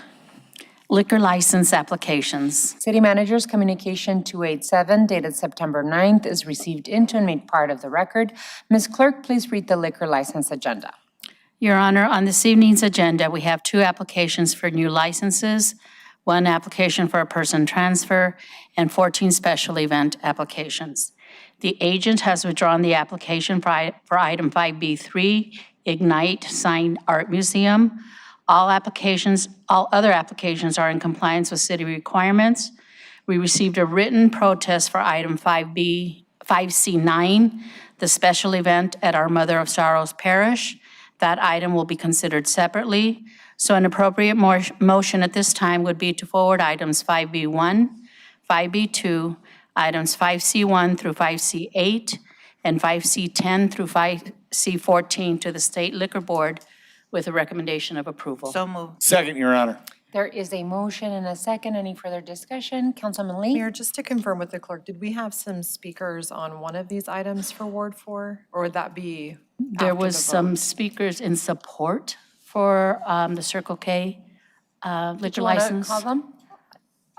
Since they took time to show up, I just wanted to make sure if there were folks who wanted to speak on the Ward 4 Circle K item, that there could be an opportunity for that. Because they Absolutely. had to come a long way to get to City Are we Hall not, today. we're not considering it separately, are we? No, Okay. no, because it's in compliance. Okay. Is it possible to hear from them? Absolutely, absolutely. There are 4 speakers. Call Andrea. Okay. There are 4 speakers. Do you want to call? I would love that, because Okay. if they took time to come here, I would love to get Okay, the so, opportunity. do you want us to vote on the motion on the floor, or just? Well, this would be be part able of the to- okay. motion, so. So we'll close with a vote after these speakers. Andrea Lebowitz? I'm sorry if I'm massacring your last name. Good evening, Mayor, council members. It's Andrea Lukowitz, attorney for Circle K. Councilmember Lee, thank you for letting us take a minute just to say hello, let you know that we are here. Circle K was here. We were a couple of weeks ago. We've heard you loud and clear. We want you to know that Circle K is here to work with all of you, to do the right thing for the community that it serves, and we are open to any discussions. I intend to speak with Vice Mayor Santa Cruz tomorrow. We already set that up, and we did call your office, Councilmember Lee, yesterday. I'm afraid we missed you. But if there's any questions about this location, I'm here with Jordan and Troy. You have our cards. So if there's anything or any questions that you have, we're here to answer and happy to discuss any matters. Thank you so much, Andrea. If Troy or Jordan want to add something, I think we also have TJ. Yes, Mayor and Council, thank you very much. I just want to give a shout out to Mike Rankin. There you go, Mike, congratulations. And again, we are here, we want to be a great partner. I'm a local, I've been a Tucson resident, grew up in Tucson. In fact, I live in Paul's ward, and I've been loving Circle K. When I grew up, I went to Circle K. And I want to make our stores bigger, better, and nicer, and close down some of the older yucky models. So appreciate anybody's support, and we're here for any questions you have. Thank you. Any others? I also have TJ. Hi, good evening, Mayor and Council. Mike Rankin Day. My name's TJ Pritchett, a Tucson resident since 1993. Very proud and honored to be here before all of you. I've been a Circle K employee for about 5 years now. I'll actually be directly overseeing the operations of the location in question this evening, and happy to promote the confident nature with which we operate our business and responsible retailers within the community. And again, just an honor to be here before you. And any questions you may have, I'm happy to address, or address any concerns that you may have as well. Thank you, Mayor. Everything was in compliance, and we didn't hear any concerns from neighbors, but I just wasn't sure who all was on the speaker card. So thank you, Mayor, for allowing them to speak. Thank you so much for doing that. Anything else on this motion? All righty. All those in favor of the motion, please signify by saying aye. Aye. Aye. Any against? Motion carries. Do you have the one on Mother of Sorrows special event? I don't have it. I know it, but there's a written opposition. Council members have to do separately. Santa Cruz? No, Cunningham. Okay. Councilmember Cunningham, did you want to Yeah, for the Our Mother of Sorrows. Yes. For the Our Mother of Sorrows item, is Tabitha here?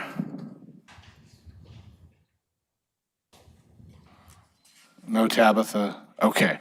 We had one neighbor that she sent the letter in on the 14th, and we got it today. A lot of her concerns is parking. So this is what I'm gonna do. First of all, it's a weekend special event license at a church, and there's several board members on the church that live in that neighborhood. So I gotta say there's a symbiotic relationship between the church and the neighborhood. I mean, Hank Krizik lives right in the neighborhood, and he's one of their deacons. So I wanna make sure, the big thing is that the church, one, responds to the neighbor, because it seems like they didn't respond to her. Her bigger issue is the parking and some of the behavior on some of the bigger events with Our Mother of Sorrows.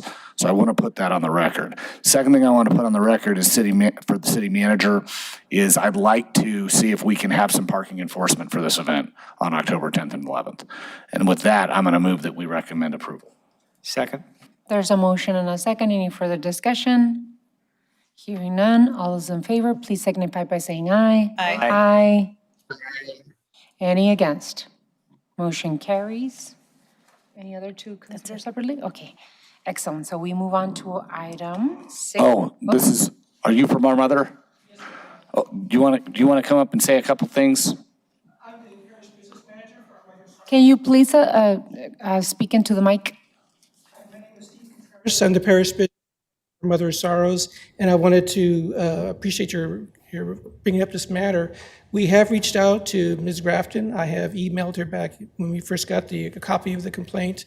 It was the first time anyone actually identified themselves for a complaint, and we addressed it right away. I also sent her a letter via U.S. mail, and I also tried to call her a few times, but her phone never picked up. But I want to assure her in the city that we take her concerns very seriously. We want to be good neighbors. Now that we know who the person is, we have offered her, we're going to put cones up over her parking, make sure it's blocked off. We have our security team now, we can address her and make sure it's being patrolled regularly. We will have off-duty Tucson Police Department as part of our event, and we'll make sure that if there's any issues or any concerns that they can take action right away. Thank you, Pastor. We appreciate it. You're welcome. Thank you. Alrighty, so we move on to item 6. Call to the audience. Ms. Clerk, do you have any announcements? At this time, the public is allowed to address the mayor and council on any issue except for items scheduled for a public hearing. Call to the audience will last 30 minutes, and speakers are limited to 3-minute presentations. The green light will turn on when you're called to speak. It will turn yellow and beep once you have 30 seconds left of your allotted time. When your 3 minutes are up, the light will turn red and the timer will begin beeping. If that happens, please immediately conclude your remarks. Alrighty, we have our first speaker, who is Tom Rankin.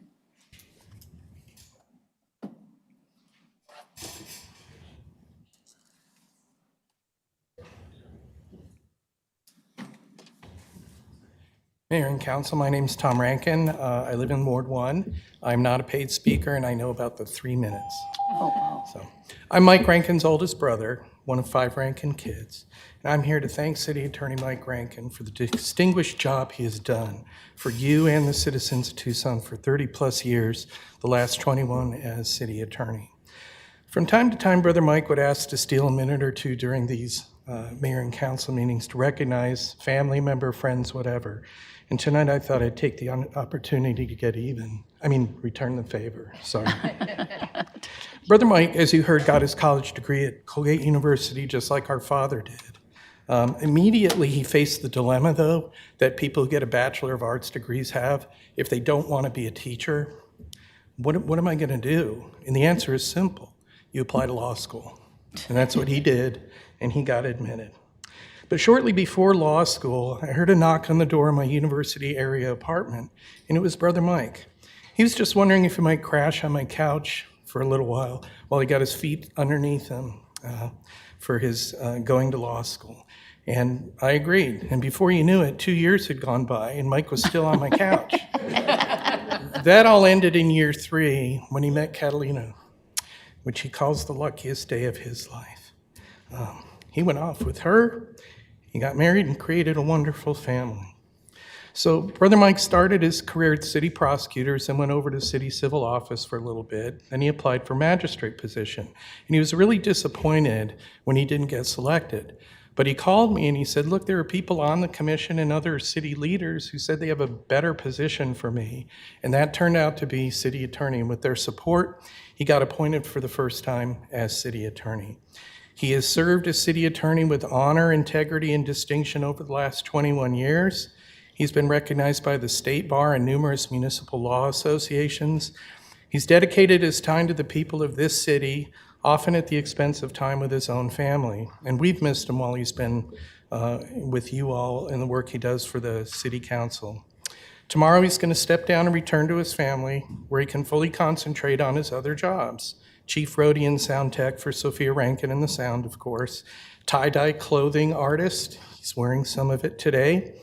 Resident groundskeeper and repairman for his own house, and his best friends, his birds, dogs, and desert tortoise, the most recent addition. So Mayor and Council, I wish you the best of luck in filling his position. I think whoever you select better have big feet, because he's got enormous shoes to fill. And Brother Mike, I and the Rankin families are immensely proud of you and your accomplishments.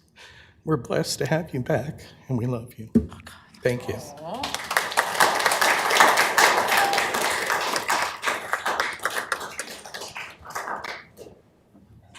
I was hoping for more stories. We haven't even started talking about the fountain yet.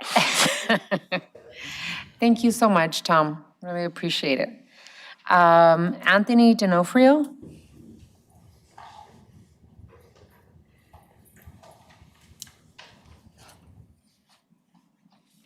Good afternoon, Madam Mayor, members of the council. My name is Anthony D'Onofrio. I am the Director of Wages and Benefits for Tucson Firefighters Association, Local 479. Today's decision during executive session is monumental and will shape the future of presumptive cancer claims not only in Tucson, but throughout Arizona and North America.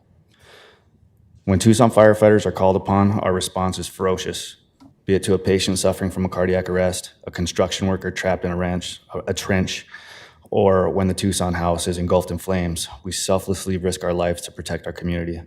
The decision to disregard our own well-being is not easy at all. Like you, we have families of our own, and we want to witness the milestones and achievements of our children, and maybe someday even hold our grandchildren. Still, at the end of the day, your Tucson firefighters choose to prioritize the lives and property of the community above that of our own well-being. When we take action, there is no room for uncertainty. Conversely, when we submit workers' compensation claims for cancer resulting from occupational exposure, there should be no questions as to whether or not those claims will be accepted. Now, knowing that this mayor and council have our backs when we are diagnosed with a presumptive cancer, it provides us with a peace of mind that helps justify our decision to continually and willingly risk our lives while providing selfless, exceptional, and aggressive fire suppression services to the Tucson community. While today is a huge step in the right direction, we still have work to do. The hazards your firefighters face are ever increasing, as our workers' compensation claims for occupational cancer. We owe it to our firefighters, their families, and the Tucson community to approve their workers' compensation claims for cancer resulting from occupational exposure. And we owe it to them to memorialize the process in our labor agreement so that leadership change does not have a negative consequence on future workers' compensation claims for presumptive cancer.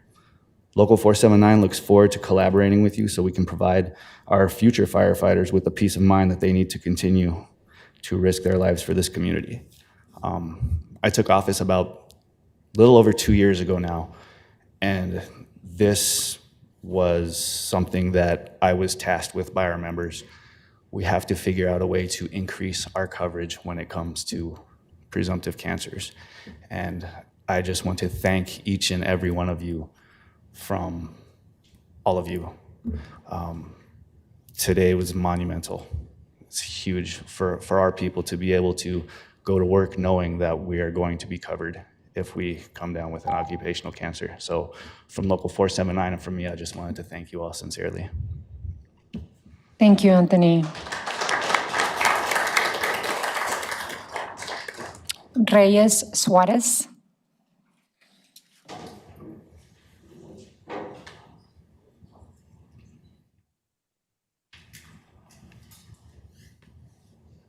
Hello, Mayor and City Council. Thank you for having me. My name is Maria Suarez. I'm a Tucson native, and I'm speaking on my own behalf. I'm here to address the ever-growing and pervasive mass surveillance initiatives that are popping around the city. Last time I spoke was about the misuse of temporary cameras and drones placed and operated at community vigils that took place around the town. One for a vigil for a person who died from ICE raid, and the other two from Palestinians who were killed in the West Bank. I don't think there will be many here who will doubt that that was a gross misuse of funds and manpower, but clear intimidation of people using their First Amendment. What I didn't get to cover was the implementation of flock license reader cameras around the city. We need to stop the addition of flock cameras. Even if the company claims that they're no longer a DHS contract, in other locations, the national databases have been asked through leaks to ICE from local police for deportation information. The Supreme Court, I don't know if everyone realizes, has just ruled that it's okay to racially profile now for ICE. It's scary. I'm terrified. We don't need to needlessly give them access to all of our movement and our locations as well. Not too long ago, there was a policeman in Texas who used out-of-state flock camera data to search through 83,000 cameras to look for a woman who was seeking a safe out-of-state abortion. That's terrifying and that's wrong. And we shouldn't be in support of those initiatives. There are also reports of local police, not here, but other else, who are misusing that information to stalk ex-partners. It's just too much access, too much power for any people to be using, honestly. I understand that it's a mercurial ambition to protect your citizens, but these initiatives, there's just too much avenue for abuse. How long is this data saved on these databases? Who all has access to that? If you all can't answer me right away, I expect you to find out and come up with some sort of plan on that. There is responsibility to adapt to regulation and representatives of people in the system whose privacy and leverage is at stake. We desperately need constant constraint against unchecked exploitation. I don't know what y'all's strategy is for this fascistic government that's popping up. To me, it kind of seems like a far cry from bravery. I just want you to understand that silence is complicity. Please step up and protect your citizens. Thank you.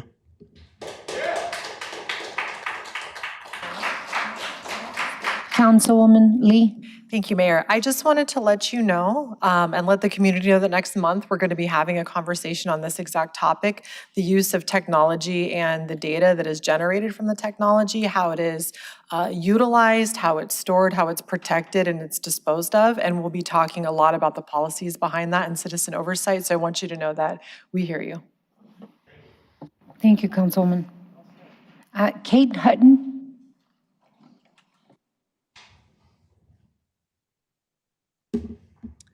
Good evening, Mayor Romero and council members. My name is Kate Houghton. I am the co-executive director of the Coalition for Sonoran Desert Protection. I am authorized to speak on their behalf tonight as a retained speaker, and I'm a resident of the city of Tucson.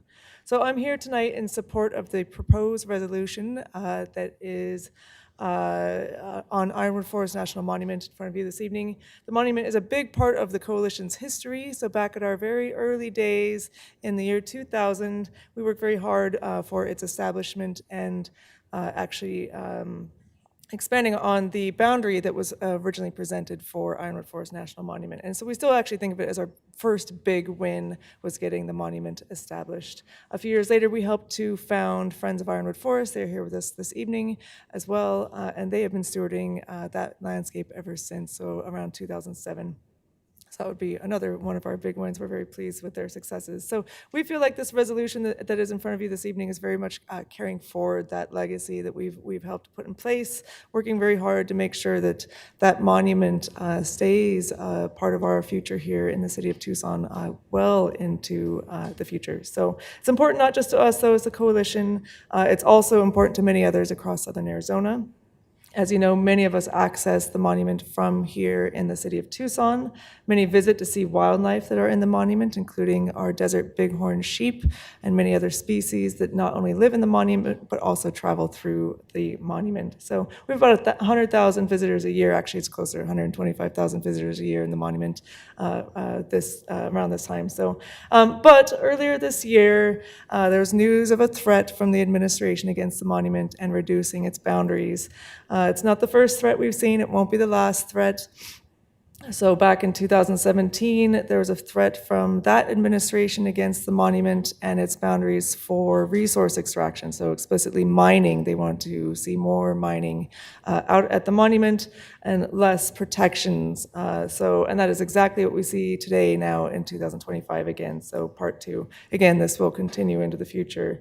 So you're joining Pima County, you're joining the town of Marana, you're joining many local businesses and many constituents in speaking up for the monument and against the administration and many future threats that we can envision, and also demanding that our representatives and other elected officials speak up for Ironwood Forest National Monument. So I thank you for your continued leadership in protecting the public lands that surround us here in the city of Tucson, and I respectfully ask for you to vote in favor of this resolution this evening. Thank you so much. Thank you, Kate. And stay with us because I've requested that we consider that consent agenda item separately. So we will be discussing more on it. Thank you for coming. Julie Dittmer.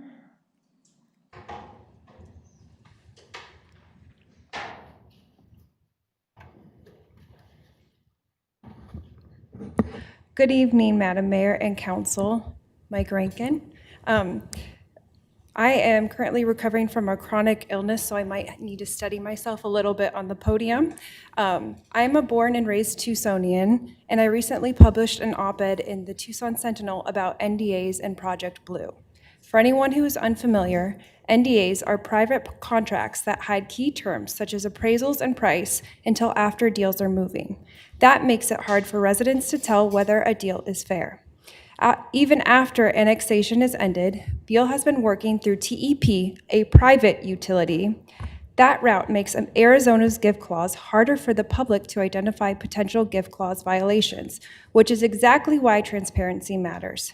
In plain English, the gift clause requires that any public deal serve a public purpose and give the public roughly equal value in return. You can't measure that if the documents are hidden. I've already filed a public records request for the appraisal. I understand that these things take time to process, and I know that the clerk's office and staff are working hard. But that's the point. Residents shouldn't have to file requests and wait just to see documents that determine whether a deal meets our constitutional guardrails. That information should be posted up front. The current system makes the process harder for staff, harder for residents, and harder for you as elected officials to build trust. The county recently capped NDAs at 2 years, which is progress. But Tucson can go further. Here's a straightforward set of rules I hope that Tucson can adopt now. 1, cap NDAs at 180 days with automatic unsealing at first public notice. 2, post appraisals, offsets, and term sheets at least 14 days before votes. 3, maintain a public NDA log with titles, parties, date, scope, and status, even if we can't see what's in the NDA. 4, hold public hearings and publish cooling method plus water/power estimates for any special utility agreements tied to unusually high demand. Even if Project Blue fades, another proposal will come. So I hope we can set the rules now so that the next debate happens in daylight. And please let me know if there is anything I can do as a citizen to help. Thank you. Thank you so much. Pedro Gonzalez. Pedro Gonzalez. Here with us. There he is.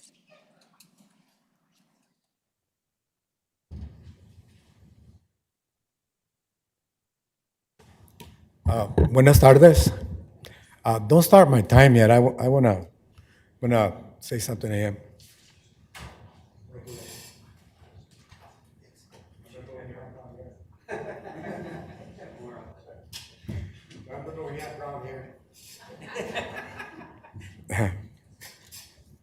I guess we're the same, huh? Well, I had a speech that I was going to say, but I normally don't follow speeches. I'm here because of the 10th Avenue housing that is proposed. I'm really concerned about this body, mayor and council, that, to this day, the barrios, I love my barrio. I'm from Barrio Viejo. I love my barrio. I know you love Tucson, but I love my barrios. And one of the things where we're always concerned about is how is the city going to engage with us? Are you really going to engage with us? Are you going to really give us lip service? Or are you going to take advantage of the people, of the brown people in the barrios? Are you going to do that? Because when they talk to us, they don't talk to us. They don't talk to us like you guys talk to white people. You talk to us down. And so in 1966, the city of Tucson displaced all the families here in urban removal. It was ethnic cleansing. 1966. I got to live all that. I was 10 years old. My family's displaced. We were displaced. In 1983, 200 units, La Reforma housing projects were demolished. Black and brown people were displaced. In 2003, the county chambers housing projects were perfectly, just like La Reforma, were good housing. The structures were good. And what did the city do? They got HUD money and they demolished over 200 units of county chambers housing projects. Now the city's proposing 200, 300 units, all rentals, whatever you're calling it, affordable housing. It's not affordable to us. Affordable, I don't know what it means to you, but there's no such thing with brown people in the barrios, affordable, because what this body has done, and not personally say anything, but what you guys have done is cause gentrification, more gentrification. Thank you. Oh, for the record, I have a letter here. Would I give it to city clerk? It's open. Thank you, Mr. Gonzalez. Thank you. Edward Nino or Nino? Edward Nino.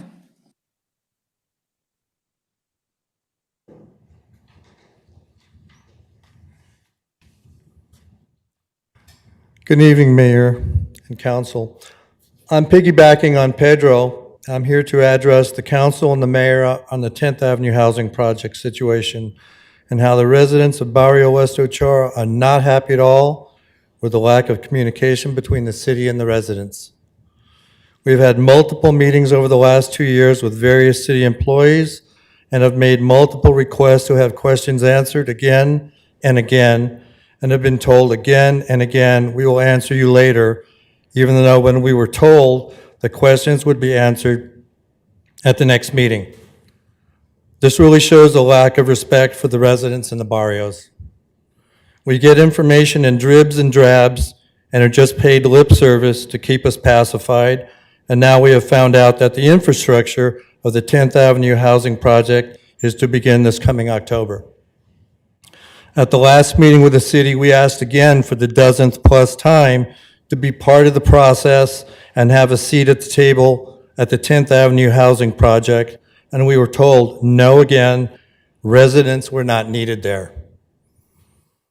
How can the city not let the residents of not only Barrio Ochoa, but the other local barrios to the project not be part of the process when you're always preaching inclusivity? Why? No longer asking the city, we are demanding that the city practice what they preach, inclusivity. That the city from now on include the barrios that Mr. Pedro Gonzalez comes from, Santa Rosa, Barrio Libre, Barrio Viejo, along with Barrio West Ochoa in the 10th Avenue meetings, and that they are given notice via mailers in English and Spanish, because many folks in these barrios do not have computers. And it took us 8 months to get the city for Barrio West Ochoa to send out mailers.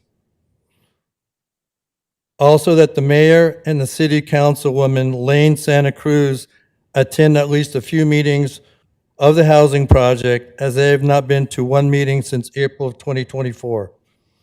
As tax-paying citizens, we demand that our dignity and rights be upheld, no more and no less. Thank you. Mr. Manager, I really don't know exactly where this project is at. I know that both Vice Mayor and I attended a meeting and then gave direction to work with the community on the issues and their concerns. So I'm not too sure exactly where this is coming from. Is there a possibility of following up? Honorable Mayor, members of the council, absolutely. We'll get the contact information from the clerk. I'll reach out personally to both gentlemen that spoke tonight. Assistant City Manager Liz Morales has been involved since day one, and I've attended some of those meetings that you're referring to.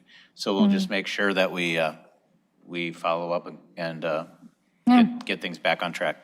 Yeah, that would be, I really appreciate it because I think that there's simple answers, especially to the affordability question. But yeah, if we can follow up and have Ann Shaneka with Housing Community Development follow up with these individuals and see what their needs are. Alrighty. Marianne Trombino.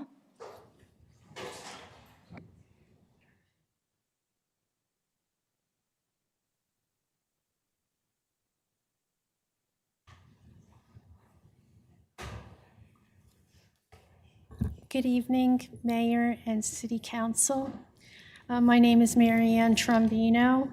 I am here to once again discuss the Kingston Kitchen / CDs / now decorum restaurant business.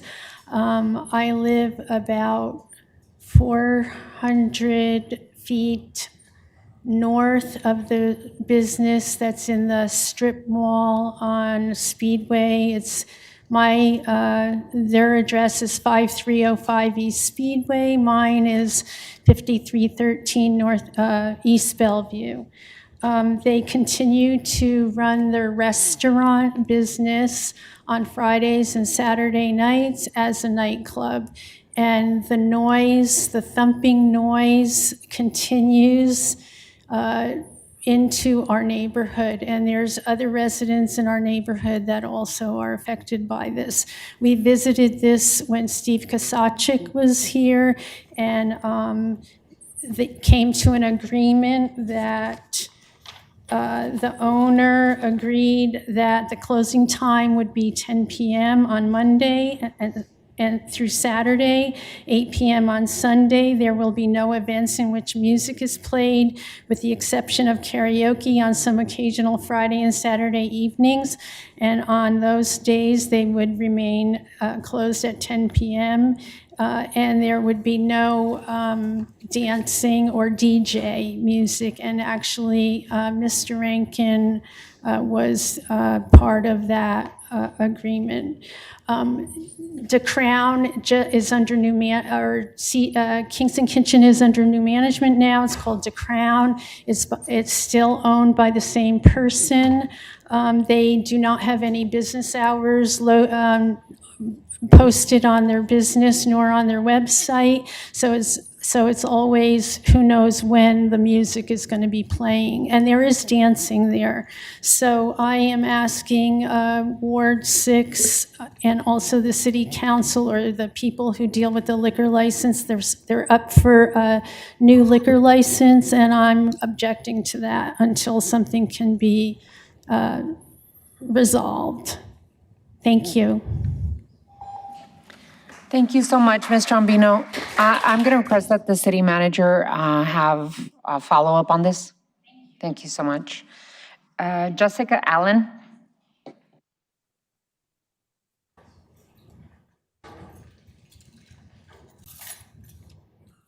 Good evening, Mayor and council members. My name is Jessica Allen, and I'm here as a concerned homeowner in the Sugar Hill neighborhood. I live 3 blocks from Star Village. My neighbors and I have emailed the mayor's office regarding ongoing issues with drugs and homeless in the industrial area of Sugar Hill neighborhood many times. I'm sure the mayor's office is well aware of the issues we have in this area. So my question is, how are homeless women going to be safe in a neighborhood that is too dangerous to walk your dog around the block? Your security isn't going to follow the women and children through the neighborhood as they commute, so who is going to be keeping these people safe in the neighborhood? You're not doing anything as far as the drugs and the criminals in the area, but you're adding 25 new people to an area that is dangerous. And when I say dangerous, I mean dangerous. I purchased my home over a year ago in this area, and the reason I purchased my home was the security around it. I've got an autistic daughter, and I thought that was great, just having that security around my home. But when I learned more about the neighborhood, I learned that this neighborhood has a big drug dealer, drug user, and criminal problem. And a lot of it has to do with the homeless in the area. There's no women in our area that are vulnerable. It's all men, and I can go out and take pictures at any point in the day and show you that with proof. I don't appreciate having to explain drugs being done out in the open with no consequences to my 12-year-old autistic daughter, because that's what we see driving home. Why don't you care about the safety of these women, or even the safety of the homeowners and the business owners? Do you really think it is humane putting people in tents and keeping them outside when indoor facilities offering safe sleeping options are sitting at 50%? So I ask, who do we hold responsible when this doesn't work, and when the neighborhood's crime rates become worse than they already are? Who do we hold responsible when the children at the bus stop a block away from where you are putting Star Village are harassed and they are no longer able to get a safe ride to get an education? You said, Mayor Romero, that you were not doing this to the community. You are doing this with the community. But the community had no part in this, nor was the community even aware until this news story came out. That's not doing this with the community. And I feel like you, Mayor Romero, need to spend some time in our neighborhood and see what we are fighting against every day. I have worked hard as a homeowner, protecting my home and the safety of my family, fighting these homeless people. La Frontera put a place at the corner of our street that was supposed to be managed with security. This was almost 30 years ago, and the neighborhood had to sign off on that. And let me tell you what's happening there now. Nobody manages this property at 113 Flores Street. That doesn't happen. There is no manager on site. There are drug dealers inside that complex that I just personally got evicted because I personally worked with TPD to get that done, and I contacted La Frontera myself. But there are still drug users in that apartment complex that go right around the corner behind that complex, right next to my home and the home next to me, and do their drugs all night, all day.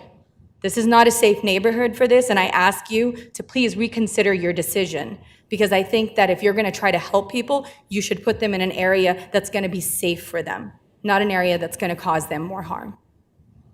Thank you for your time. Thank you, Ms. Allen. We will make sure that we follow up and give you all of the information that you need.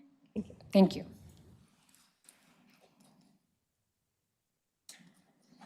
Okay. Christine Flanagan.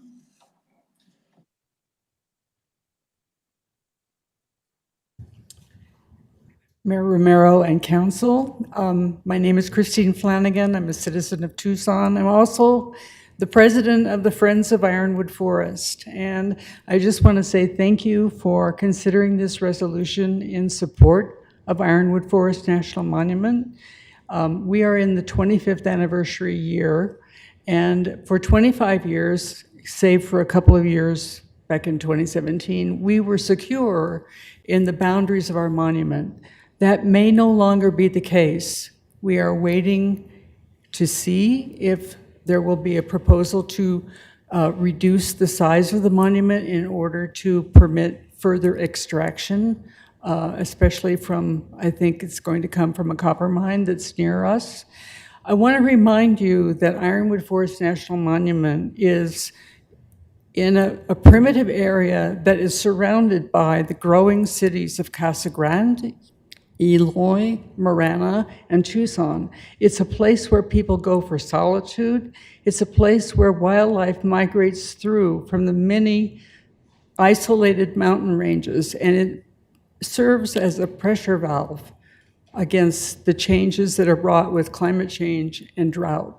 So Ironwood Forest National Monument is an important part of our heritage going forward. It's an important piece of public land for our local area. So I encourage you to vote in support of the resolution. And I would remind you that on June 7th, when we celebrated the anniversary of Ironwood Forest, over 100 people drove 25 miles out into the desert to hold up signs that said, "Public land is not for sale land." And we strongly believe that in Tucson, in this area, and I know you believe it too. Thank you very much. Thank you, Ms. Flanagan.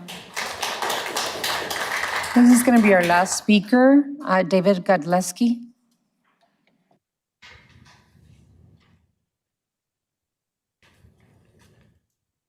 Good evening, Mayor, members of the council. My name is David Godleski. My office is 2840 North Country Club. I'm the president and CEO of the Southern Arizona Home Builders Association. I guess that makes me a paid speaker. I want to thank you for the opportunity to speak to you this evening. I'd actually like to talk about something that I don't think has received the attention that it really deserves. Arizona, as well as the other lower basin states, are in the midst of a very serious discussions to protect our fair and what I think is our legal share of Colorado River water.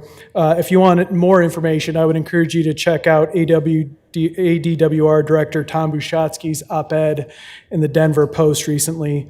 Specifically, I'd like to commend Mayor Romero for joining other mayors across the state to form the Coalition for Protecting Arizona's Lifeline.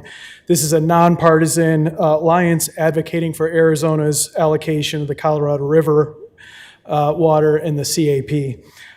As the mayor mentioned in her comments, Tucson relies on this water to support our homes, our businesses, and our environment.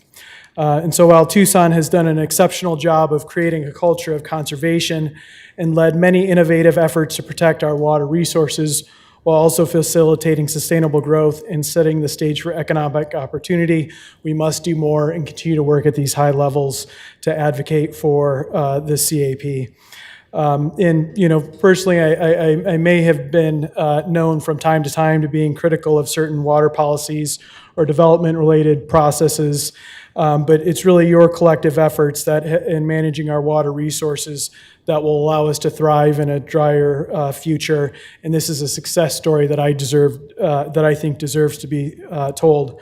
I'd also be remiss if I didn't say, in my experience in serving with City Manager Tomura and a number of statewide committees and councils, as well as other Tucson Water staff, your team is held in very, very high regards around the state for their technical expertise and leadership. And so I stand ready to work with you as our organization does to protect the CAP allocation and achieve a water future where we can achieve our social, environmental, and economic goals. And now I'd like to make a hard right turn and get in on the Mike Rankin Day accolades. I've known Mike for over 15 years, always in a professional capacity, and held him in very high regards.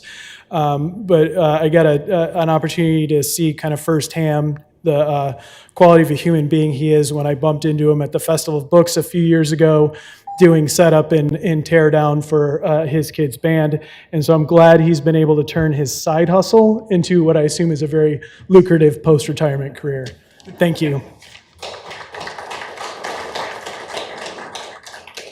We move on to item 7. Consent agenda items. Reports from the city manager on the consent agenda are received into and made part of the record. Ms. Clerk, you are requested to read the consent agenda.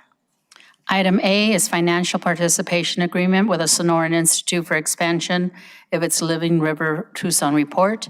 This item is being considered separately at the request of Councilmember Cunningham. Item B is a financial participation agreement with Tucson Clean and Beautiful for management of Tucson Water's green Stormwater Infrastructure Mini Grants Program. Items C through G are lease agreements with T-Mobile West LLC, DBA T-Mobile for telecommunication facilities at Greasewood Road and Speedway Boulevard, LF 0520 RP Row, 1255 South Beverly Avenue, LF 0050 RP 631. The next one is at 4796 East Grant Road, LF 0426 RP Row. The next one is 3544 East Broadway Boulevard, LF 0051 RP Row. And the last mobile communications is at 7167 East Escalante Road, LF 0489 RP Row. Item H is Tucson Fiber to the premises FTTP fiber license and right-of-way use agreement. This item is being considered separately at the request of Councilwoman Lee. Item A is the final plat for TD DIV 04240034 Campbell Estates, lots 1 through 8. Item J is the final plat for TD DIV 11240091 The Palms, lots 1 and 2. Item K is an IGA between the City of Tucson and A.R.S. Department of Transportation for the Irvington Road Traffic Interchange Project. Item L is an agreement for tree propagation and operation of the City of Tucson's Tree Resource Education and Ecology Center. Item M is a resolution declaring support for Ironwood Forest National Monument and opposing a reduction of its boundaries for resource extraction. This item will be considered separately at the request of Mayor Romero. Item N is a labor agreement with the American Federation of State, County, and Municipal Employees, AFSCME, Local 905. So an appropriate motion, Mayor, would be to approve items A through N with the exception of items A, H, and M, which will be considered separately. So moved, Your Honor. Second. There's a motion and a second. Any further discussion on the motion? Hearing none, we need to go to roll call. Mr. Cunningham? Aye. Mr. Dahl? Aye. Mrs. Lee? Aye. Mr. Perez? Aye. Mixulic? Aye. Vice Mayor Santa Cruz? Aye. Mayor Romero? Aye. The items on the consent agenda are approved by a vote of 7-0. We're considering a few separately. Yes, the first item to be considered separately is item A at the request of Councilmember Cunningham. Yes, Your Honor. I'm in support of this. Obviously, the Living River study for the Santa Cruz River is very important. And I'm very much okay with spending the money over 5 years to do it. It's good use. But we're missing an opportunity here.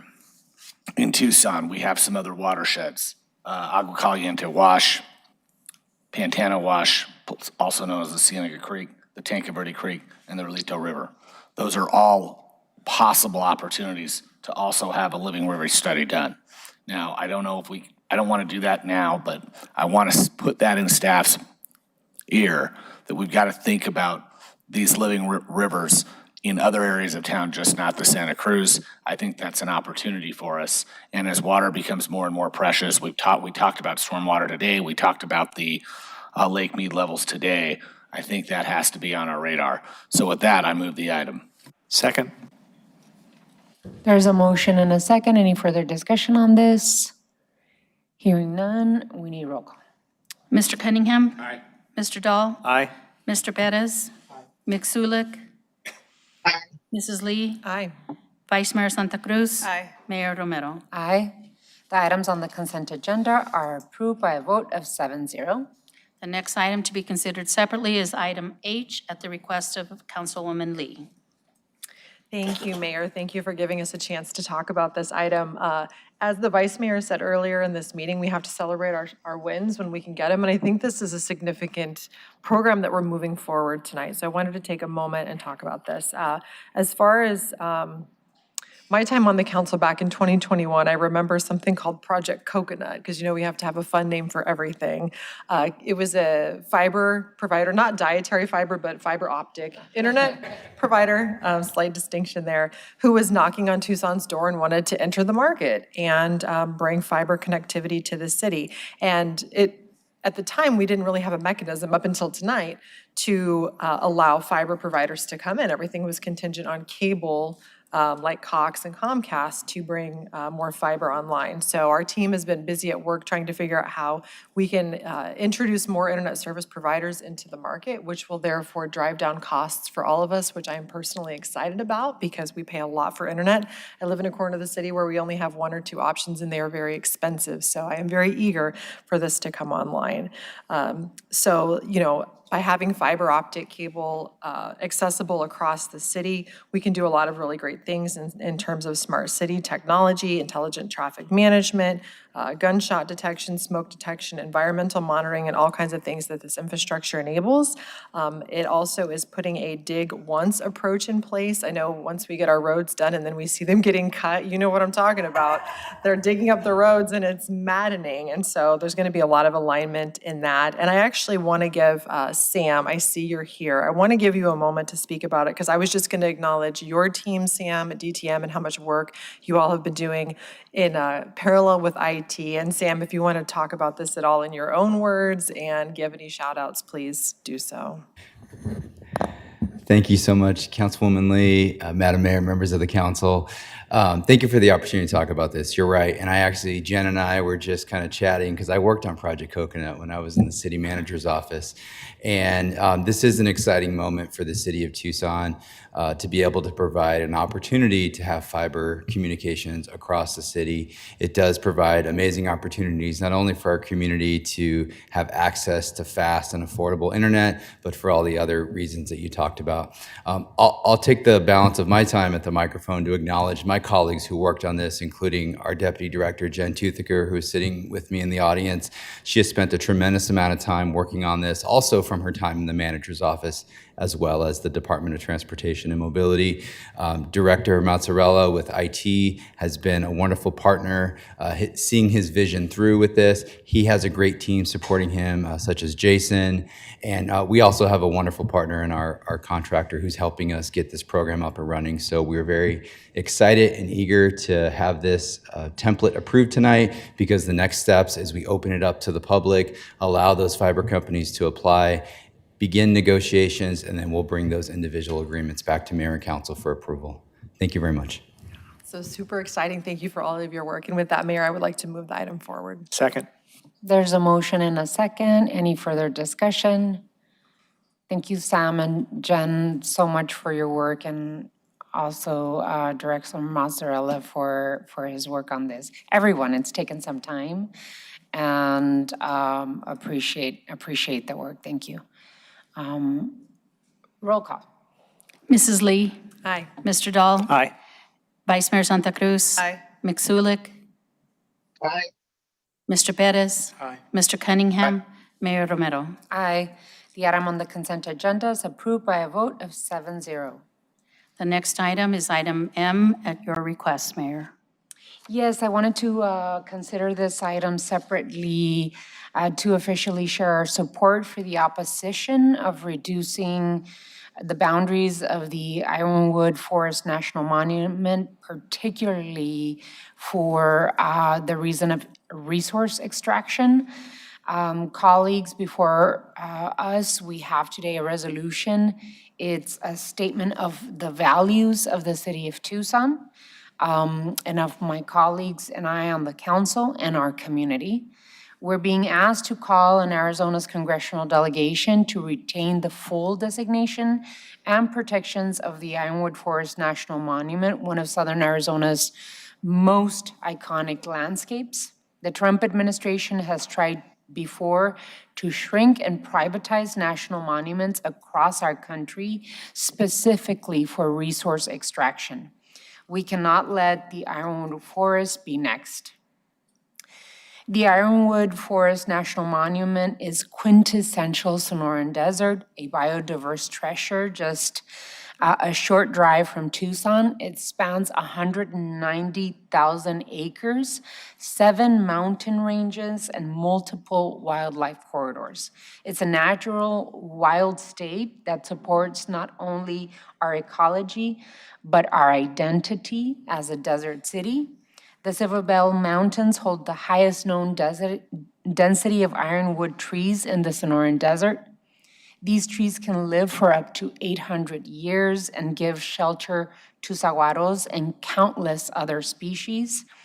Ragged Top Mountain alone is home to 674 species, including 64 mammals, 54 bird species, and is just an oasis. The Ironwood Forest also protects the last viable herd of bighorn sheep, indigenous to the Tucson Basin. It is sacred ground. Thousands of years of human history are reflected in archaeological sites, petroglyphs, and cultural places that are sacred to the Tohono O'odham and Pascua Yaqui people. To shrink this protection would dishonor that heritage. If protections are rolled back, mining companies could gain access at the expense of everyone else. Roads, artificial lights, and noise would scar the land, sever wildlife corridors, and destroy the very experience that makes the monument valuable. This isn't speculation. We've seen it happen elsewhere when federal protections are rolled back, extractions win, and people lose. This resolution affirms Tucson's voice in protecting lands that are essential to our environment, our culture, and our economy. It demonstrates to Congress that local governments are paying attention and that we expect full protection of the Ironwood Forest National Monument, and that our city stands united in defending public lands. Passing this resolution puts us on record as leaders, not bystanders, in the fight to protect our desert heritage. I would ask to move this resolution, please. So moved. There's a motion and a second. Councilmember Dahl. Thank you. Words can barely express how much I endorse this proposal. But first, I have to bring back the prop. This is an ironwood tree. Just so we know a small part of what we're protecting there. My history with this goes back. I was very early on involved with the Coalition for Sonoran Desert Protection. In my photograph album, I have a picture of myself and Arizona's Bruce Babbitt, who was Secretary of the Interior at the time when this was designated by President Clinton. I've been at events out there where the former Representative Raul Grijalva spoke, where he was vice chairman at the time, but now Chairman Verlin Jose spoke on how much the monument meant to him. I've been out there with Felipe Molina, who's an elder with the Yaqui tribe, to see some of the sites that are important to him. It's an amazing place. It should always be an amazing place, not just for us, but for our children and our children's children. And that's why I was so happy to make this motion. Thank you, Mayor. Any others? All righty, let's go to roll call. Mr. Dahl? Aye. Mr. Cunningham? Sorry. Aye. Mr. Perez? Aye. McSulik? Aye. Mrs. Lee? Aye.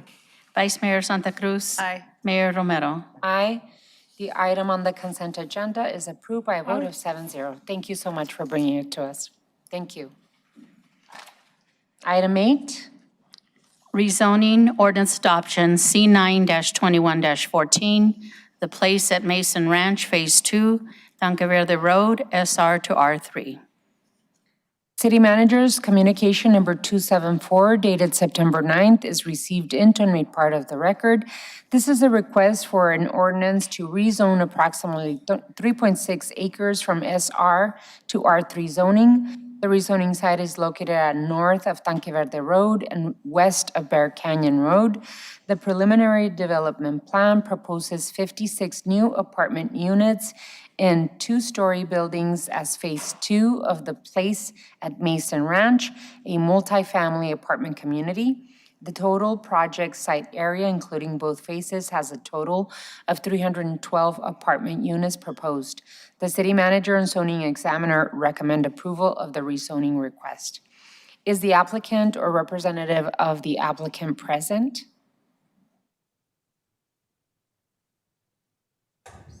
I don't see them. Alrighty. We don't have the applicant or representative to agree to the proposed requirements. I think that, Councilmember Cunningham, you have had some communication with. So, yeah, there's a the couple things applicant? going on here. This is actually not a rezoning per se. We actually already passed this in 2022, but they Okay. had to meet we gave them a number of conditions to meet. Okay. So now they're back before us and we've affirmed that they've met those conditions. Okay. The main part of this rezoning happened, but just so everybody understands, there's a donut hole there's a donut of SR1 space that's zoned SR1, and the rest of it is already zoned C3 surrounding. Also, all 3 adjacent properties are R3. So this is filling that and finishing out this project. I think that's how I understand it. I think this is more of a formality. So I'm gonna move the item. Okay, so Ms. Clerk, you are requested to read ordinance 12189 by number and title only. Ordinance number 12189 relating to zoning, amending zoning district boundaries in the area located approximately 500 feet north of Tanque Verde Road and 700 feet west of Bear Canyon Road in case C921-14, the place at Mason Ranch, Phase 2, Tanque Verde Road, SR to R3, and setting an effective date. Councilmember Cunningham, did I hear you that you moved to approve? Yeah, I move the item and I want to make sure that we have on the record that, well, no, I have a question. So I'll move the item and then when we second, I'll ask the question of discussion. Second. So there's a motion and a second. Any discussion? Councilmember Cunningham? I think part of this was part of a pre-annexation. Was this part of a pre-annexation agreement?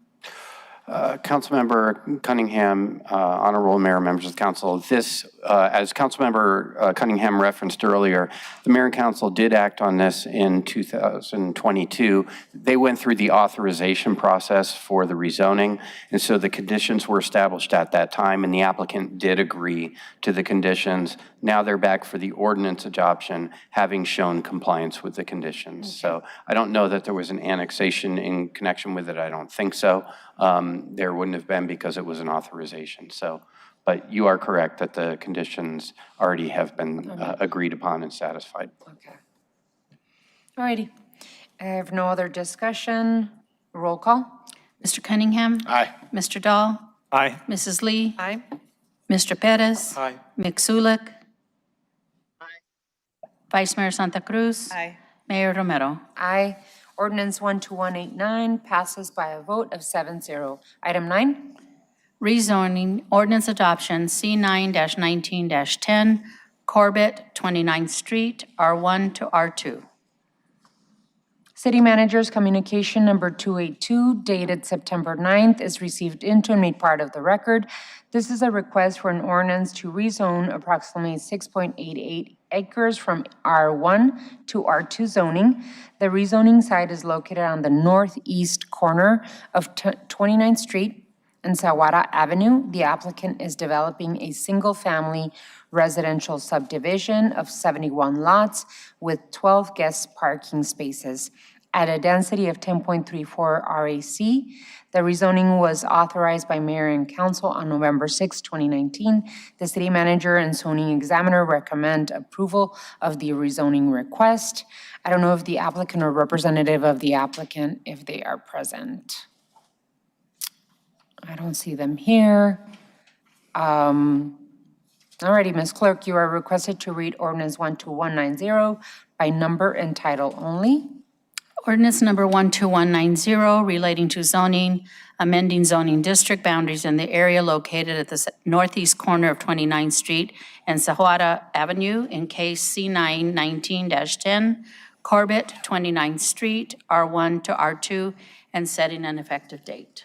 Councilmember Ulick? Thank you, Mayor. I move that we approve the request and the ordinance adoption for R2 zoning subject to the conditions as reflected in the ordinance. Second. There is a motion and a second. Any further discussion? Hearing none, let's go to roll call. Mixulic, Aye. Vice Mayor Santa Cruz, Aye. Mrs. Lee, Aye. Mr. Dahl, Aye. Mr. Cunningham, Aye. Mr. Perez, Aye. Mayor Romero. Aye. Ordinance 12190 passes by a vote of 7-0. Item 10, Adjournment. council will stand adjourned. The next regularly scheduled meeting will be on Tuesday, September 23rd, 2025, at or after 5:30 p.m. Thank you so much, everyone. Have a wonderful rest of your week.